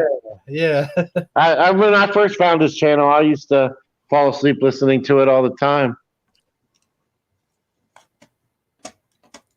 So are you talking about Photo Helix? No, we're talking about Dan, Scare Performance. Wait a minute. But you did bring up Photo Helix too, I think, didn't you? I got a question. When did you go from captain of the Love Boat uniform to Captain Picard? What happened there? You got like a Star Trek uniform on, is what I'm saying. I know, right? That's what it looks like. Let's see. It's like all right. There's a tutu, and then there's the thing. See? Oh, okay. Well, now it looks more like a. That's very appropriate for Taco Tuesday. You got to. Yeah, except you can't tell. Like, yeah. Yeah. I tell ya. I know, right? I look like I'm the guy that's gonna die if I beam down, right? The red shirt, right? And the old Star Trek, the red shirt was always one that got it. Right. Yeah. Yeah, you're right. He was the expendable cast member. Speaking of red shirts, I wonder whatever happened to Red Shirt Blues. I haven't seen him in a while. Oh, I guess he wore that red shirt just a little bit too long, didn't he? Oh, yeah, you're right. Yeah, I'm not the Klingons got him. That's what it was. Them damn Klingons. Yep, and now he's got the blues. That's right. So if you watch Star Trek, which one did you be? Which, are you the gold, the grid, Captain da-da-da? Well, when I was a kid, I always thought I was Captain Kirk. I mean, who doesn't? What kid wants to be anything but the captain, right? Captain Kirk, starting 27751. We have explored a brand. Plus, he was always getting to get freaky with these exotic alien women. Right. I mean, ones with tentacles on their heads. Right. Yeah. He got laid by a lot of, sorry. No, but yeah, who wouldn't want to be Captain Kirk? You know what I'm saying? Yeah. But then as I got older and, a little more cerebral, I related a little bit more to Spock. Mm-hmm. I related more to Captain Picard. Hello, everybody. I'm Captain Picard. But no. And when I first saw Captain Picard, I had a hard time accepting him. But over time, he grew on me. Yeah, I mean, when you first saw him on TV Guide, you're like, oh, gosh, there's this bald old guy. Why the heck are they? You can't replace Captain Kirk with some bald old guy. And he just had that old thespian actor accent from the UK accent. It just threw me off. It just didn't seem right, because it wasn't the Star Trek. That's the Yeah. guy. That's the villain. They're always like they have that accent. You see? But you know, one thing about Captain Picard that I always liked is he was more of a what the heck? Oh, it starts with D. Democracy. Oh, pacifist? Diplomat. Diplomat. Yes, thank you. Diplomat. Okay. Yeah, he was more of a diplomat than Captain Kirk. I mean, Captain Kirk was always like, he was more like Wild West gunslinger sheriff kind of guy. Yeah. I was trying to Picard would be like, put your phasers on stun. And Right. Kirk would be more like, put your phasers on what? Kill? Yeah. That's what always cracked me up is they had those two settings, stun and kill. Okay. I wish I had that on my pistol. What about endorphins? You know, like put it on endorphins. You know, make them all happy. Like, right. Be running around all happy. Yay! Who wants to kill anybody? Set your phasers to weed mode. to hanging out and just token. Which is you know what? Set your stunners to chill. Chill. Just chill out, you know. Yeah. But no, something I was gonna say, and I'm gonna share this video with you guys. Okay. I know you two have seen it, and I don't know if anyone else in the chat has seen it. If you do, raise your hand. Oh wait, we can't see your hands. But here is my 80s funny dub. And this is the second one. I think the second one is actually more entertaining than the first. I won't show the whole. Well, the second one is a little bit more entertaining than the first one, but we're going to all be lost because we won't know the plot from the first one if we don't watch it. There is no continuing plot, so I think we'll. Well, okay. I really felt like I was a lot more informed when I watched the second one after. But maybe that was just me. You're right. I'm probably just confabulating. All right, go ahead. Can you guys see my screen? Not yet. Nope. Really? What? I wouldn't lie to you about such things. Oh my gosh. Oh yes, you would. I would lie to you about all kinds of things, but not that. Oh, okay. Well, there it is. There it is. Let me enlarge it, and I will have to do this same thing when we do our closing. I forgot earlier on. Are we allowed to play along, or should we just shut up and listen? You should just shut up and listen. Aww. All right. Okay. It would be better. I mean, come on. You're right. Yeah. And this is totally off the cuff. You didn't even practice. You're just going at it, right? Well, I would be lying to you if I didn't practice a little bit. Okay, it's cool. But I mean, yeah, a lot of this is off the cuff. So. Yeah. All right, here we go, guys. You ready? Yes. Okay, I'm bringing it. What would be coffee, tea, or me? Oh boy. I wasn't expecting that. It was good. It's not honey, George. Well, thanks, Wheezy. Mom, can I put my arm down now? Taste of nuts and honey all wrapped up in a hearty crunch. What more can you say? Hey, Cookie, what's for breakfast? Nuts, honey. New York City, get a rope. Yeah, no kidding. I was thinking that. Totally thinking that. I'm going to buy my Depends out in the open. Doesn't she look like a middle-aged, like Marty's girlfriend from Back to the Future? Yeah. Yeah. She looks like one of those mannequins that like came alive, you know? Right. It's like what is it called? Night of the Comet. And I imagined everyone naked, but that gave me a boner. So I had to use the magnifying glass. Oh no! So is tiny pinnacle. Sorry. And notice how that guy's face kind of looks like George W. Bush. Yeah. I can see that because he has no lips. His hair is like a wig or something, you know? Like a George Bush wig. I mean, that's the style, I guess. And that's what I commented on, but here's another one. Yes, American Express, when you need health care coverage but don't have the coverage. Bum, bum, bum. Yay! Yay! I'm gonna party. I mean, Yeah. man. The presidential wig says the truth sets you free. Yes, American Express, because we care. Oh, here we go. Listen to this. Free pizza, free pizza, free pizza. Sorry. Oh, I love it. 2 pizzas for $8.88. I got the 3 sausage. Even crappy pizza looks good when it's hot and steamy, you know? What? I forgot about that guy. How'd that get in there? Should we be playing dominoes? You know. No kidding. Oh, a bunch of kids. Great. Ew. Yes, it makes your floor smell chemically piney fresh. Nobody wants to put their kid down, though. Right. Well, not since the coronavirus scare. They didn't even put them on the where they cleaned. All those brothers. Gentlemen, before HD. Yeah. I'm not picking this thing up. I'm not picking this thing up. Right. Do I get digital cable on this? That's my only question. Yes, but is it HD? Yeah, you dummy.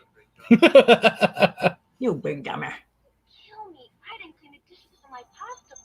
Pasta party? Ah! I'm hallucinating again.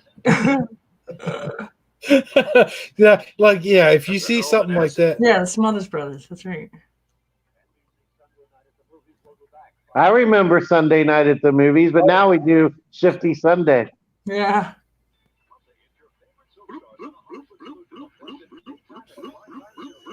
What is it, like the soap opera awards or something? Yeah. Names that nobody. You know, remember when soap opera used to be those actors, and now it's like all news channels. Right. It's reality TV. Finding Nemo 3. Bum, bum, bum. Finding Nemo. Oh boy. Good day, mate. That one was not very good. Hey, I Sorry. got that shell. No, I do. ATT. We're still a thing. Yeah. Yeah, kinda. The entire population. Oh gosh, come on. No. No. That you know. Right. There's a Wow, I'm really surprised to see her wearing her hair like that. right. That's what. The Orient. I mean, she looked like the poster child for Cougar. She looked like she needed to get her hair dyed. Like That's what. that's Yeah, weird that's what because the people comment never was. would wear their hair gray. Never. You know what I noticed there? The torch was lit up. You never see the torch lit up. Bing. That's true. Oh, hey guys, you missed the Yeah, joke. joke there. Right. You're like really surprised. I was so surprised. The MILF. I mean, what is she? Yeah. No. Sorry. But here's the joke with this news reporter. As opposed to a noble house. Here it is. Hold on. My mustache has turned out to be a caterpillar that was glued on my upper lip. God. Reagan. Wow. He was quoted Oh, listen to this real clear. as saying, "Up yours, Nicaragua." Oh, those Palestinians always causing up trouble. Oh gosh. That's just ran off my face. Help me! I need help! Someone please help me! Yes, and I sit in the seats that will less likely kill me and my family. Yeah. Like they're pelted by mud. It pass. Right. Hey, these papers are great for toilet paper when you run out.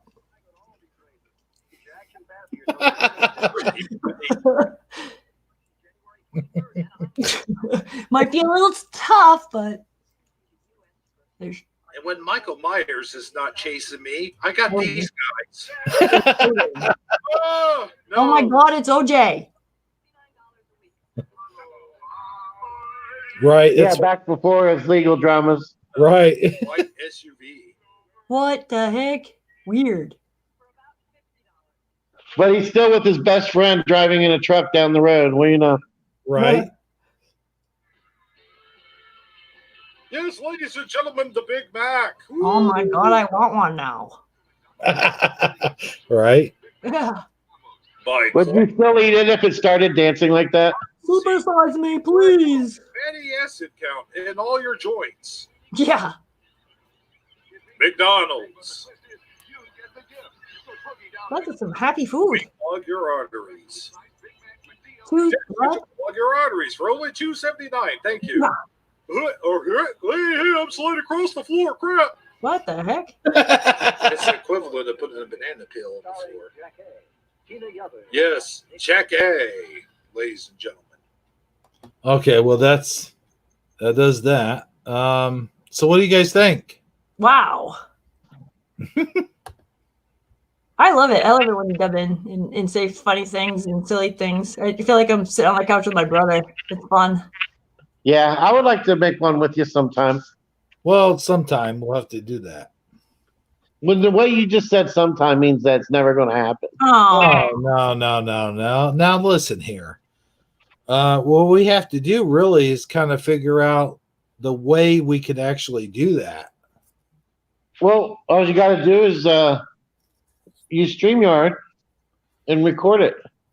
Well, yeah, but I mean, StreamYard, you got to remember, folks, and System Failure brought this up last week, is that unless you're a paid membership, you only get so many hours, you know? Oh my gosh, I didn't know that. Oh, yeah. Well, we'll figure it out. That's it. We'll figure it out. If not, then oh well. But if we can, we will. But I got to tell you guys, Shell, I really appreciate you being on here as a special guest. And, you know, you brought a lot of levity to the show. And, you know, we really appreciate your videos. And my final thoughts tonight, ladies and gentlemen, are that please tune in for Shifty Sunday. We will have a beautiful Shifty Sunday. Hopefully I can get some special guests together. And, you know, I got clips. I got some special clips that I'm going to show for Shifty Sunday's 1 year anniversary show. That will be 1 year anniversary show. That's in 2 weeks. And, you know, I just hope that everyone out there will tune in for that. And also, satirically speaking, I'm glad to have you as a broadcast partner. Thank you for being with me for the whole year. I know. I can't believe I've been putting up with your ass for a whole year. Right. And I did want to give a special shout out to Armor Up, who's in our audience here tonight. You know, Armor Up has really, I won't say made me, but had me see things from a total different perspective. And, you know, if it weren't for him, I don't think we would have even had the Shifty Sunday show. He was the one that came up with the name Shifty Sunday. Oh, okay.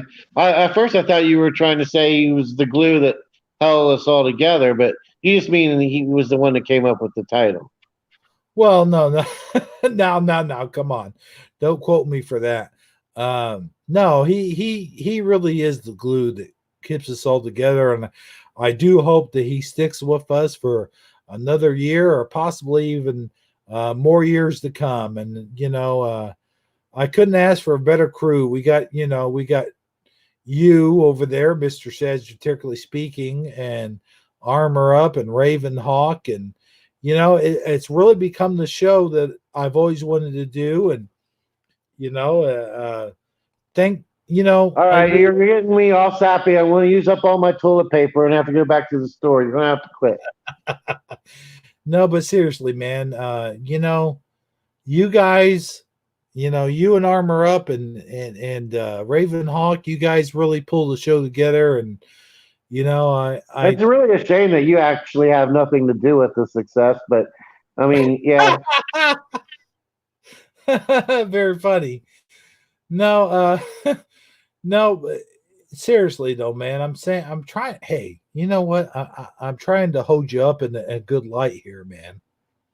Oh yeah, my bad. I'm sorry. You I know hear what? I think comments. I think it has very little to do with me, and it's really all about you. I mean, if you didn't have that He-Man avatar and that sword and that blonde hair, and Well, I mean, I don't know. what can I say? I have the power, Yeah. but no, I also like to thank all the people that made it, that put us up there. Michelle's opinions and Mhm. Jesse from the Jesus is Calling channel, and Armor Up, and you, Saji, you've been like a pillar that's been holding up the show in a very special way, and I do appreciate that. I mean, from the bottom of my heart, man, I really do appreciate you guys, and I just wanted to put that out there as my final thoughts, man. You and Armor Up are like the brothers I've never had. That's awesome. Oh, okay, man. Well, I appreciate that. And to be quite honest with you, um I feel pretty much the same way. I'm really glad to be part of the show. I really like um I like how what it's evolved into. I like the fact that it keeps evolving, that we keep growing, and that we're able to. I mean, with the Mandela effect and with just the way the world is, there's so much chaos and confusion, and there's so many things out there trying to mislead us and scare us and manipulate, the way we see things, and it's just nice to be part of something that tries to kind of ground everybody and bring them back to reality, and in the sense of that we can all discuss this crazy stuff that's happening around us, yet find common ground, even on the things we disagree with, and find a way to get through it together. I mean, that's really kind of like what I want the show to be all about. Not about adding to the deception, but clearing up the deception. Yes, Celebrating, sir. right? Celebrating, having fun. You guys, I hear it all the time. You guys are laughing, you're making things up, you're poking fun at each other. It's awesome. You guys are doing a great job of having fun. Well, thank you. Appreciate that. I appreciate that, Shell. And I'll tell you what, thanks to you for being on the show. And I know you and I at least have common ground. And, we've known each other for at least 3 years now, Yeah. I would think. Yeah. And, I would love to have you on the show again sometime. Maybe even on a shifty Sunday. What would you think of that? Wow. I'd be impressed because you really do bring some really great people together. It's really awesome that you spend the time that you do, and you can feel that it's a labor of love, how you bring people together to let them share their stories, and it's awesome for us all to be able to come together and like, wow, share a synchronicity like you did a few weekends ago with all the ladies coming together with ladies night, where they're all ordained. It's like, how did you know that? Did you know that? No, I didn't know that. No, So now I'm listening to that going, hey, maybe I want to be ordained. I'm not ordained. How do you do that? I mean, I knew they were all deranged, but I didn't know they were all Arranged. Good one, man. Hey, Yeah. one Good person people. I want to bring up tonight is Michelle's Opinions, otherwise known as, or I should say, the artist formerly known as Michelle's Opinions, now known as Awake and Activate. I'd like to say that she's all been a part of it since the very beginning, and I do appreciate her being on the show as well. And for Taco Tuesday, she has been sort of the glue that held Taco Tuesday together. No offense to you, Saji, but you know, it's been a wild ride, and I think you guys are going to be pleasantly surprised. I do have a song at the beginning of the Shifty Sunday broadcast when we do it in 2 weeks. It's going to be 2 weeks, people. 2 weeks. And anyway, yeah, that's my final thoughts. Armor Up, much love to you, brother. And Michelle, much love to you. And Shell, much love to you for being on the show and being a very special part of our broadcast tonight. And we hope to do it again someday. Yeah, sounds great. Thank you. Do you have any final thoughts, Shell, that you'd like to share before we go? No, I'm good. I don't know. It's just, I guess it would be just thank you for being there, and thank you for holding this down, the Tuesdays down for people, so that we have a common place to come and exchange information and ideas, and just to know that we're normal. Like it's a place that I don't know, that we can connect, and I appreciate that. Thank you. Awesome. All right. Well, I already kind of said what I needed to say, so I'm good. Whenever you want to take us, what is it you say? Take us where? Play us to the desk, Paul. Play us to the desk, Paul. But I also wanted to add one more thing real quick. I'd like to thank the Truth Sets You Free.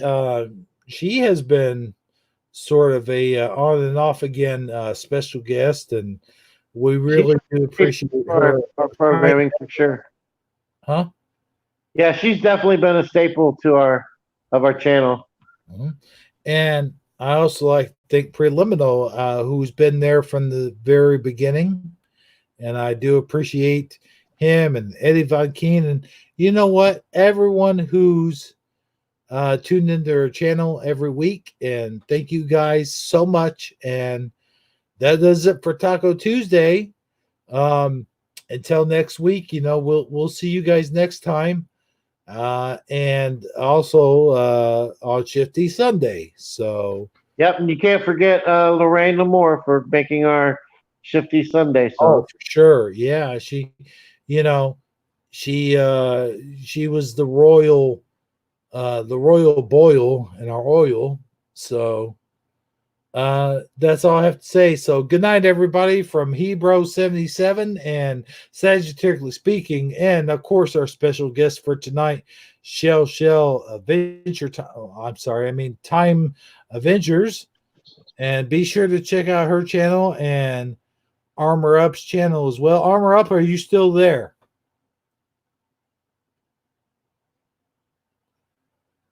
I'm waiting because there's a little bit of lag. Dun dun dun dun dun dun dun dun dun dun dun dun dun. Well, I guess he left the show long ago. But anyway, thank you very much, and I will definitely play us out to the desk or play us out of here. Let me get the song ready. I gotta go get. You guys talk amongst yourself for a second. I'm starting to feel like this is the show that will never end. The show that never ends, my friends. Okay, there's a video I just remembered. It's called Earworm. It is like, what? It funny. And I'll have to put it in the thing here. So I'll do that. As we're talking amongst ourselves. Feel free to do that. Bum, ba-dum, bum, bum. All right, I'm looking at notes. See what kind of notes I got here. Let's see. I don't know what that means. Eminence. Like, I didn't know The Who. That song was. Oh, really? Eminence? Eminence? And I looked at the lyrics, and it's talking about like people being like falling themselves. All right, yay, do it. Sorry about that. Go ahead. I'm like, where's that note? Oh, The Who, yeah. Eminence front. Eminence front. Taco Tuesday. Weird. So weird when you read the lyrics. When you always heard the lyrics and you never really read them. Oh yeah, Armor Up is there. He was like, LOL. Okay, cool. Well, you know what? We all love Armor Up, and like I said before, if it weren't for him, there would be no show. Not this show, but Shifty Sunday. So, the Truth Sets You Free. She had a update on what's going on with the raccoons. Oh, okay. It's not just the raccoons. Something else that starts with that R. It isn't rabbits. Hmm. She Sounds said like here, she's got a. Sounds like she might have a case of the Bigfoot. she said here, she said to Armor Up, she said, I found out that I have over $7,500 in damages to home roof siding, attic cleaning, found not just to raccoons, but to rats. And she has damn. an insurance adjuster coming out. I hope he'll cover at least the roof. So let's give her our prayers and good thoughts to help her out. For sure. Yeah.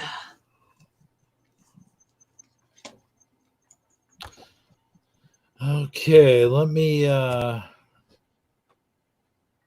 here we go.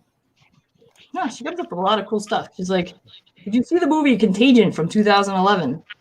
It's just like what coronavirus is. Okay. Well, to everybody out there, I thank everybody for watching.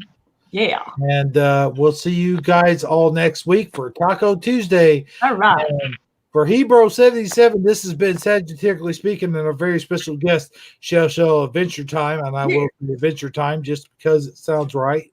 So good night, everybody. And remember, tune in. There's her dance. Tune in to Shifty Sunday. Thank you. And all right. That's awesome.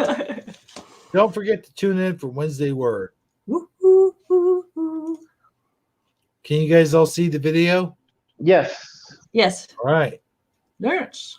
Here we go. I wish I had the Porky Pig. That's all, folks. You just did it.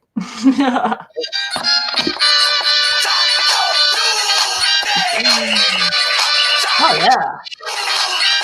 Yeah. I love it.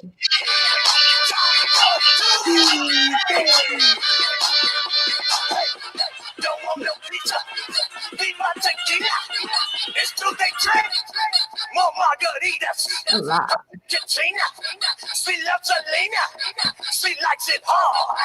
Melts our tortillas. We bring it fever in Argentina. The sauce is hot. The Aquafina. Red of love, Taco Tuesday. Yeah.